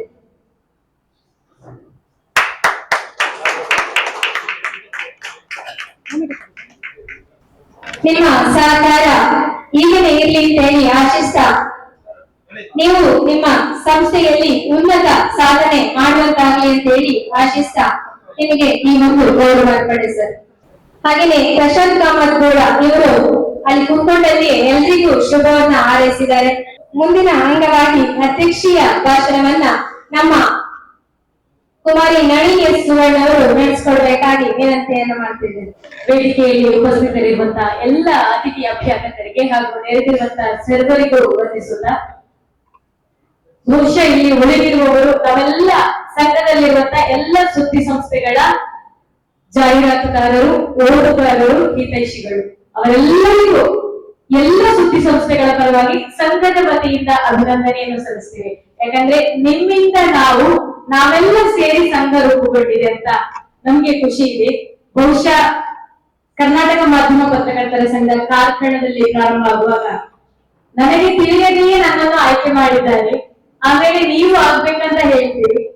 ಬಹುಶಃ ನಾನೇ ಯಾಕೆ ಅನ್ನುವಂಥದ್ದು ಗೊತ್ತಿಲ್ಲ ನನಗೆ, ಆದ್ರೆ ಸಂಘ ಯಾಕೆ ಅನ್ನುವಂತ ಪ್ರಶ್ನೆಗೆ ಉತ್ತರ ನಮ್ಮಲ್ಲಿದೆ. ಯಾಕಂತ ಹೇಳಿದ್ರೆ ನಾವು ಸ್ಕೂಲ್ ಆಗಿರ್ಬೋದು, ಈಗ ಪ್ರೈಮರಿ ಅಥವಾ ಹೈಸ್ಕೂಲ್ ಅಲ್ಲಿ ಇರುವಾಗ ಪತ್ರಿಕೆ ಆ ಘನತೆ ಈಗಲೂ ಇದೆ. ಅದರ ಘನತೆ ಯಾವತ್ತೂ ಹೋಗುದಿಲ್ಲ. ನಾವೆಷ್ಟು ಬೆಳೆದ್ರು ಪತ್ರಿಕೆ ಇವತ್ತಿನ ಪ್ರತಿಯೊಬ್ಬ ಪತ್ರಕರ್ತರಿಗೂ ಪತ್ರಿಕೋದ್ಯಮ ಏನು ಅಂತದ್ದು ತಿಳಿಸಿಕೊಟ್ಟದು. ಆದ್ರೆ ದಿನದಿಂದ ದಿನಕ್ಕೆ ಟೆಕ್ನಾಲಜಿ ಮುಂದುವರಿದಂತೆ ವ್ಯವಸ್ಥೆಗಳು ಕೂಡ ಬದಲಾಗ್ತಾ ಬಂತು. ಪತ್ರಿಕೆ ನೋಡಿ ಅಂತ ಹೇಳ್ತಾ ಇದ್ದವರು ನ್ಯೂಸ್ ಚಾನೆಲ್ ಗಳನ್ನು ನೋಡಿ ಅಂತ ಹೇಳಿದ್ರು, ನ್ಯೂಸ್ ಚಾನೆಲ್ ಗಳನ್ನು ನೋಡಿ ಅಂತ ಹೇಳಿದವರು ವೆಬ್ಸೈಟ್ ಗಳನ್ನು ನೋಡಿ ಅಂತ ಹೇಳಿದ್ರು. ಸೊ ನಾವು ನಮ್ಮ ಎಜುಕೇಶನ್ ಮುಕ್ಕು ಹೊರಗೆ ಬರುವಾಗ ಮೋಜೋ ಮೊಬೈಲ್ ಜರ್ನಲಿಸಂ ಬಂತು. ಇವಾಗ ಅದಕ್ಕಿಂತಲೂ ಮುಂದುವರಿದೆ. ಸೊ ಎಲ್ಲಾ ವ್ಯವಸ್ಥೆಗಳು ಬದಲಾದಾಗ ನಾವು ಕಾಲಿಟ್ಟಂತೂ ಡಿಜಿಟಲ್ ಮಾಧ್ಯಮಕ್ಕೆ, ಸೋಷಿಯಲ್ ಮೀಡಿಯಾಗಳು ಅಥವಾ ಡಿಜಿಟಲ್ ವ್ಯವಸ್ಥೆಯನ್ನು, ಎಲ್ಲಾ ಸೋಷಿಯಲ್ ಮೀಡಿಯಾಗಳನ್ನು, ಎಲ್ಲಾ ಡಿಜಿಟಲ್ ವ್ಯವಸ್ಥೆಯನ್ನು ನ್ಯೂಸ್ ಅಂತ ಕನ್ಸಿಡರ್ ಮಾಡ್ಲಿಕ್ಕೆ ಆಗುದಿಲ್ಲ. ಬಟ್ ಯಾವುದೆಲ್ಲ ನ್ಯೂಸ್ ಪ್ಲಾಟ್ಫಾರ್ಮ್ ಗಳಿದೆ ಅವರ ನಡುವೆ ಒಂದು ವ್ಯವಸ್ಥೆ ರೂಪುಗೊಳ್ಬೇಕು. ಅವರ ನಡುವೆ ಒಂದು ತನ್ನದೇ ಆದ ನೀತಿ ನಿಯಮಗಳು ಇರಬೇಕು. ಅದಕ್ಕೆ ಒಂದು ಸಂಘ ಬೇಕು ಅಂತ ಹೇಳಿದಾಗ, ಮುಖ್ಯವಾಗಿ ನಮ್ಮ ಕಾರ್ಕಳದಲ್ಲಿ ನಮ್ಮ ಮಾಧ್ಯಮ ಮಿತ್ರರ ನಡುವೆ ಒಂದು ಸಂಘಟನೆ ಬೇಕು ಅಂತ ಹೇಳಿದಾಗ ಏನ್ ಮಾಡ್ಬೇಕಂತ ನಮ್ಮ ಹತ್ರ ಉತ್ತರ ಇರಲಿಲ್ಲ. ಸೊ ಆ ಸಂದರ್ಭದಲ್ಲಿ ಕರ್ನಾಟಕ ಮಾಧ್ಯಮ ಪತ್ರಕರ್ತರ ಸಂಘದ ರಾಜ್ಯ ಕಾರ್ಯದರ್ಶಿಗಳು ನಮ್ಮ ಕಾರ್ಕಳದವರೇ. ಸೊ ಅವರೇ ಒಂದು ಪ್ರಸ್ತಾಪ ಇಟ್ಟು ಕಾರ್ಕಳದಲ್ಲಿ ಸಂಘಟನೆಯನ್ನು ಪ್ರಾರಂಭ ಮಾಡೋಣ ಅಂತ. ಆ ಪ್ರಾರಂಭ ಇವತ್ತು ಉದ್ಘಾಟನೆಗೊಂಡಿದೆ. ನಾನು ನಮ್ಮ ರಾಜ್ಯಾಧ್ಯಕ್ಷರ ಹತ್ರ ಕೇಳಿದೆ. ನಮ್ಮ ಹೊಸದ್ರು ಹೇಳ್ತಿದ್ರು ಕರ್ನಾಟಕದಲ್ಲಿ ಎಲ್ಲ ಕಡೆ ಆಗಿದೆ, 25ಕ್ಕಿಂತ ಮೇಲೆ ಆಗಿದೆ ಅಂತ. ಹೌದು ಅನ್ನುವಂತ ಉತ್ತರ ಇವತ್ತು ಸರ್ ಹೇಳಿದ್ರು. ಇದು ನಮ್ಮ ಕಾರ್ಕಳದಲ್ಲಿ 29ನೇ ಘಟಕ. ಸೊ ಅಂತ ಒಂದು ಸದೃಢವಾದ ಸಂಘಕ್ಕೆ ನಾವು ಸೇರ್ಪಡೆಗೊಂಡಿದ್ದೇವೆ ಅನ್ನುವಂತ ಹೆಮ್ಮೆ ನಮ್ಗಿದೆ. ಸೊ ಇದು ಸಂಘ ಯಾಕೆ ನಮ್ಮಲ್ಲಿ ಬೇಕಿತ್ತು ಅಂತ, ಸ್ಪೆಷಲಿ ಸುದ್ದಿಗಾಗಿ ಇರುವಂತಹ ಮಾಧ್ಯಮಗಳ ನಡುವೆ ಒಂದು ನಿರ್ದಿಷ್ಟವಾದ ವ್ಯವಸ್ಥೆ ಬೇಕು ಅನ್ನುವಂತಹ ಕಾರಣಕ್ಕೆ, ಮತ್ತೆ ಮುಂದೊಂದು ದಿನಕ್ಕೆ ನಮ್ಗೆ ಏನ್ ಫೆಸಿಲಿಟೀಸ್ ಬೇಕು ಆ ಫೆಸಿಲಿಟೀಸ್ ಅನ್ನು ಸಂಬಂಧಪಟ್ಟಂತ ಆಡಳಿತ ವ್ಯವಸ್ಥೆ ಕೊಟ್ಟಾಗ ನಾವು ಒಂದು ನೀತಿ ನಿಯಮಗಳಿಗೆ ಒಳಪಟ್ಟಿಲ್ಲ ಅನ್ನುವಂತ ಕಾರಣಕ್ಕೆ ಆ ಒಂದು ಫೆಸಿಲಿಟೀಸ್ ಇಂದ ನಾವು ವಂಚಿತರಾಗಬಾರ್ದು. ಆ ದೃಷ್ಟಿಯಿಂದಲೂ ನಮ್ಮ ಮಾಧ್ಯಮ ಮಿತ್ರರನ್ನು ಒಂದು ಸಂಘದ ಚೌಕಟ್ಟಿಗೆ ಒಳಪಡಿಸಲಿಕ್ಕೋಸ್ಕರ ಈ ಸಂಘವನ್ನು ನಾವು ಕಾರ್ಕಳದಲ್ಲಿ ಪ್ರಾರಂಭ ಮಾಡಿದ್ದೇವೆ. ಇನ್ನು ಸಂಘದ ಯೋಜನೆಗಳು ಬಹಳಷ್ಟಿದೆ. ಯಾಕಂದ್ರೆ ನಮ್ಮ ತಂಡದಲ್ಲಿ ಈಗಾಗಲೇ ಬಹಳಷ್ಟು ಹಿರಿಯರು ಇದ್ದಾರೆ. ವಸಂತ್ ಕುಮಾರ್ ಅವರಿಗಿರ್ಬೋದು, ಅವರು 32 ವರ್ಷಗಳಿಂದ ಮಾಧ್ಯಮ ರಂಗದಲ್ಲಿ ಇರುವವರು. ಇನ್ನು ನಮ್ಮ ಗೌರವಾಧ್ಯಕ್ಷರಾಗಿರುವಂತಹ ಬಾಲಕೃಷ್ಣ ಭೀಮಗುಡಿ ಅವರು ಕೂಡ 25 ವರ್ಷಕ್ಕಿಂತ ಮೇಲ್ಪಟ್ಟು ಮಾಧ್ಯಮ ರಂಗದ ಅನುಭವವನ್ನು ಹೊಂದಿರುವರು. ಯಾಕಂದ್ರೆ ಅವರು ಮಾತಾಡುವಾಗ ಹೇಳಿದ್ರು, ನಮ್ಮ ಸಂಘ ಪ್ರಾರಂಭ ಆಗುವಾಗ ಏನ್ ಮಾಡ್ಬೋದು ಅಂತ ಹೇಳುವಾಗ ಅವರು ಹೊರಗಡೆ ಇಟ್ಟುಕೊಂಡು ಮಾಡಿದಂತ ಬಹಳಷ್ಟು ಯೋಜನೆಗಳನ್ನ ನಮ್ಮ ಮುಂದೆ ಇಟ್ಟಿದ್ದಾರೆ. ಸೊ ಅಂತ ಯೋಜನೆಗಳನ್ನು ಅವರ ನೇತೃತ್ವದಲ್ಲಿ ನಾವು ನಮ್ಮ ಸಂಘಟನೆಯಲ್ಲಿ ಮಾಡಿದ್ವಿ. ಅದು ಸಮಾಜದ ಸಮಸ್ಯೆಗಳನ್ನು ಸಂಬಂಧಪಟ್ಟವರಿಗೆ ತಿಳಿಸುವುದಾಗಿರ್ಬೋದು, ಅವರ ಕಲ್ಪನೆಯಲ್ಲಿ ಇರುವಂತಹ ಗ್ರಾಮ ವಾಸ್ತವ್ಯ ಆಗಿರ್ಬೋದು, ನಮ್ಮ ವಸಂತ್ ಕುಮಾರ್ ಅವರು ಅವರ ದಿನಗಳಲ್ಲಿ ಮಾಡಿದಂತಹ ಕಾಲೇಜ್ ಸೆಮಿನಾರ್ ಗಳಾಗಿರ್ಬೋದು, ಸಂಘ ಸಂಸ್ಥೆಗಳನ್ನು ಜೊತೆಯಾಗಿಸಿಕೊಂಡು ಮಾಡುವಂತಹ ಕಾರ್ಯಾಗಾರಗಳಾಗಿರ್ಬೋದು, ನಮ್ಮ ವ್ಯವಸ್ಥೆಯಲ್ಲಿರುವಂತಹ ವಕೀಲರ ಸಂಘ ಆಗಿರ್ಬೋದು, ಅಥವಾ ವೈದ್ಯಕೀಯ ಸಂಘ ಆಗಿರ್ಬೋದು, ಅಥವಾ ಗ್ರಾಮಾಭಿವೃದ್ಧಿ ಯೋಜನೆಗಳಂತಹ ಸಂಘಟನೆಗಳಾಗಿರ್ಬೋದು, ಅವರನ್ನು ಜೊತೆಯಾಗಿಸಿಕೊಂಡು ಸಮಾಜದ ಸಮಸ್ಯೆಯನ್ನು ನಾವು ಮುಖ್ಯವಾಹಿನಿಗೆ ತಂದು ಅದಕ್ಕೊಂದು ಪರಿಹಾರ ಒದಗಿಸುವಂತಹ ಕಾರ್ಯಕ್ರಮಗಳ ಯೋಜನೆಯನ್ನು ಕೂಡ ನಮ್ಮ ನೂತನ ಸಂಘ ಹೊಂದಿಕೊಂಡಿದ್ದೇವೆ. ಸೊ ಇದನ್ನು ಸ್ಲೋಲಿ ಮಾಡ್ತೀವಿ. ಸೊ ಹೀಗಾಗಿ ಅದಕ್ಕೆ ನಾವು ನಮ್ಮ ರಾಜ್ಯಾಧ್ಯಕ್ಷರೇ ಕಾರ್ಕಳದಲ್ಲಿ ನಮ್ಮ ರಾಜ್ಯ ಮಟ್ಟದ ಸಮ್ಮೇಳನ ಇಡಬೇಕೆನ್ನುವಂತ ಅಪೇಕ್ಷೆಯನ್ನು ಇಟ್ಟಿದ್ದಾರೆ. ನಮ್ಮ ಕಾರ್ಕಳದಲ್ಲಿ ಅದಕ್ಕೆ ಸಹಕಾರ ನೀಡುವವರು ಎಲ್ಲರೂ ಇದ್ದಾರೆ ಎನ್ನುವಂತ ಖುಷಿ ನಮ್ಮಲ್ಲಿದೆ. ನಮ್ಮಲ್ಲಿ ಆ ಭರವಸೆಯೂ ಕೂಡ ಇದೆ ಅಂತ ಈಗ ಮತ್ತೊಮ್ಮೆ ಇಲ್ಲಿ ನೆರೆದಿರುವಂತಹ ನಮ್ಮ ಸಂಘಟನೆಯ ಎಲ್ಲ ಸುದ್ದಿ ಸಂಸ್ಥೆಗಳ ಓದುಗರು, ಜಾಹೀರಾತುದಾರರು, ಹಿತೈಷಿಗಳು ಹಾಗೂ ನೆರೆದಿರುವಂತಹ ಸಮಸ್ತರಿಗೆ ನಾನು ತುಂಬಾ ಧನ್ಯವಾದಗಳನ್ನು ಸಲ್ಲಿಸುತ್ತಾ ನಿಮ್ಮ ಸಲಹೆ ಸಹಕಾರ ನಮ್ಮ ಸಂಘ ಸದಾ ಬಯಸುತ್ತದೆ. ಅವಕಾಶಕ್ಕಾಗಿ ಧನ್ಯವಾದ.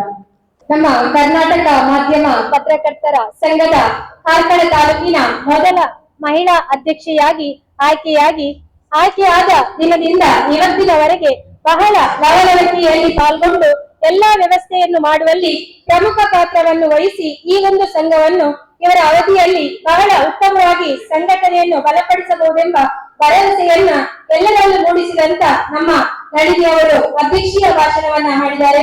ಇವರಿಗೆ ಎಲ್ಲರ ಪರವಾಗಿ ಅಭಿನಂದನೆಯನ್ನ ತಿಳಿಸಿದ್ದೇನೆ ಮೇಡಮ್. ಕೊನೆಯದಾಗಿ ಈ ಒಂದು ಕಾರ್ಯಕ್ರಮದ ವಂದನಾರ್ಪಣೆ ನಮ್ಮ ಕರಾವಳಿ ನಾಡಿನ ಸಂಪಾದಕರಾದಂತ ಬಾಲಕೃಷ್ಣ ದೇವಗೊಳ್ಳಿ ಇವರು ನಡೆಸಿಕೊಡ್ಬೇಕಾಗಿ ವಿನಂತಿಯನ್ನ ಮಾಡ್ತಾ ಇದ್ದೇನೆ. ಕಾರ್ಯಕ್ರಮ ಮುಕ್ತಾಯ ಹಂತಕ್ಕೆ ಬಂತು. ಈಗ ನಮ್ಮ ಯಾರು ಕಾರ್ಯಕ್ರಮ ನಿರೂಪಣೆ ಮಾಡಿದ್ದಾರೆ ಸೌಮ್ಯ ಅವರು ಕೂಡ ನಮ್ಮ ರಾಜ್ಯಾಧ್ಯಕ್ಷರಿಂದ ಗೌರವ ಪಡೆದುಕೊಳ್ಬೇಕಾಗಿ ವಿನಂತಿ. ನನ್ನ ಆತ್ಮೀಯರು ಸಂತೋಷ್ ಅವರು ಕೂಡ ಕಾರ್ಯಕ್ರಮದಲ್ಲಿದ್ದಾರೆ. ಅದರ ಜೊತೆಗೆ ಧರ್ಮಸ್ಥಳ ಗ್ರಾಮಾಭಿವೃದ್ಧಿ ಯೋಜನೆಯ ಕಾರ್ಯಕ್ರಮದ ಉಸ್ತುವಾರಿ ಅವರು ಕೂಡ ಬಂದಿದ್ದಾರೆ. ಜೊತೆಗೆ ತೆಳ್ಳಾರ ಒಂದಷ್ಟು ಮಂದಿ ಎಲ್ಲಿ ನಳಿನಿ ಅವರಿದ್ದಾರೆ ಅಲ್ಲಿಯ ಬಹಳಷ್ಟು ಮಂದಿ ಕಾರ್ಯಕ್ರಮಕ್ಕೆ ಬಂದಿದ್ದಾರೆ. ಅವರೆಲ್ಲೂ ಕೂಡ ನಾನು ಸ್ವಾಗತ ಮಾಡ್ತೇನೆ. ಜೊತೆಗೆ ಚಿಕ್ಕಮಗಳೂರಿನ ನಮ್ಮ ಪುರುಷೋತ್ತಮ ಇದ್ದಾರೆ. ಅದ್ರ ಜೊತೆಗೆ ಬಹಳಷ್ಟು ಮಂದಿ ಇದ್ದಾರೆ.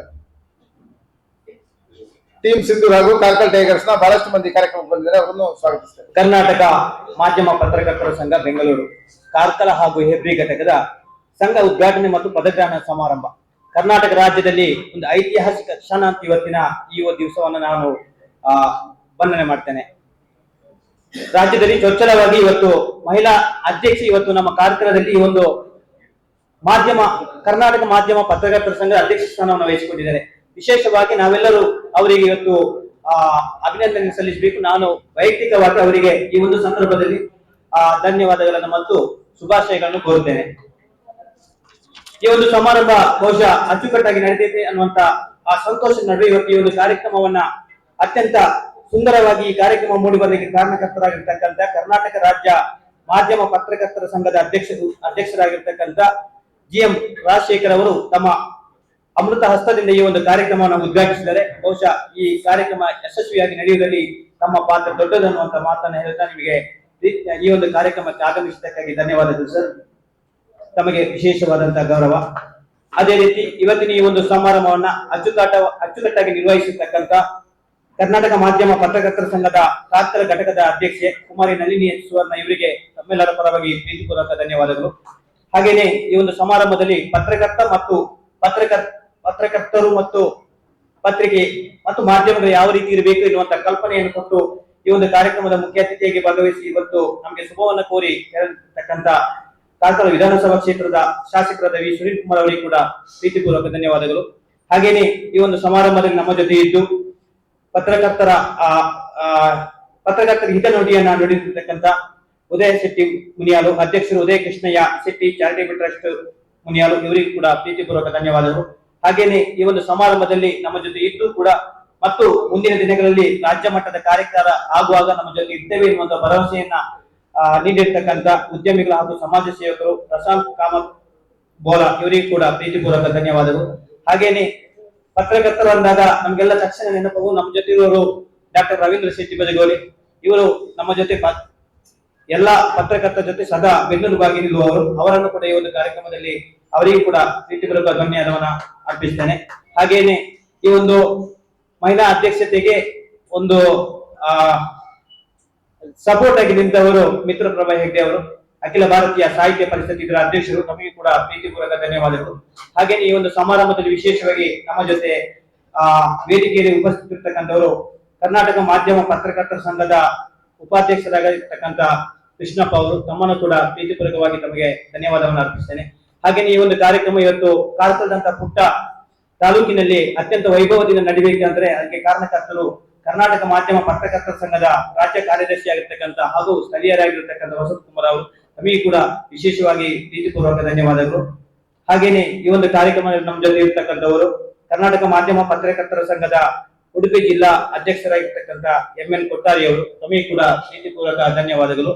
ಹಾಗೇನೆ ವೇದಿಕೆಯಲ್ಲಿ ನಮ್ಮ ಈ ಸಂಘದ ಗೌರವಾಧ್ಯಕ್ಷರಾಗಿರ್ತಕ್ಕಂಥ ವಾಸುದೇವ ಭಟ್ ನೆಕ್ಕರಬಲ್ಕೆ ಅವರು ಕೂಡ ವೇದಿಕೆಯಲ್ಲಿ ಇದ್ದಾರೆ. ತಮಗೆ ಕೂಡ ಪ್ರೀತಿಪೂರ್ವಕ ಧನ್ಯವಾದಗಳು.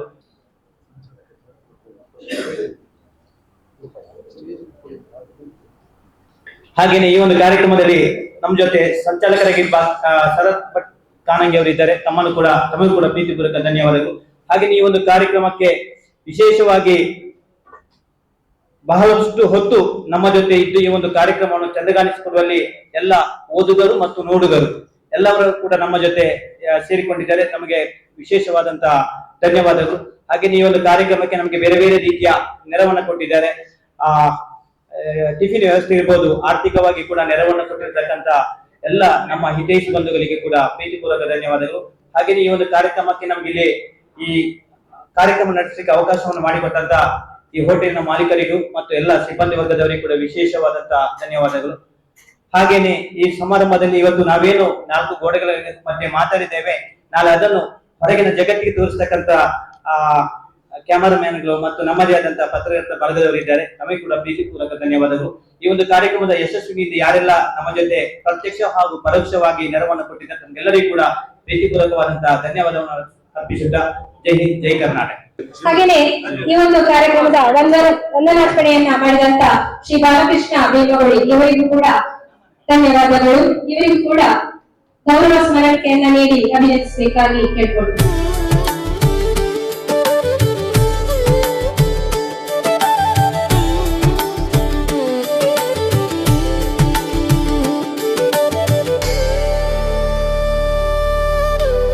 ಅತ್ಯಾಧುನಿಕ ಸುದ್ದಿ ಅಪ್ಡೇಟ್ಗಳು ಮತ್ತು ಮುಖ್ಯವಾದ ವಿಷಯಗಳನ್ನು ತಿಳಿಯಲು NP ನ್ಯೂಸ್ ಯೂಟ್ಯೂಬ್ ಚಾನೆಲ್ ಅನ್ನು ಸಬ್ಸ್ಕ್ರೈಬ್ ಮಾಡಿ.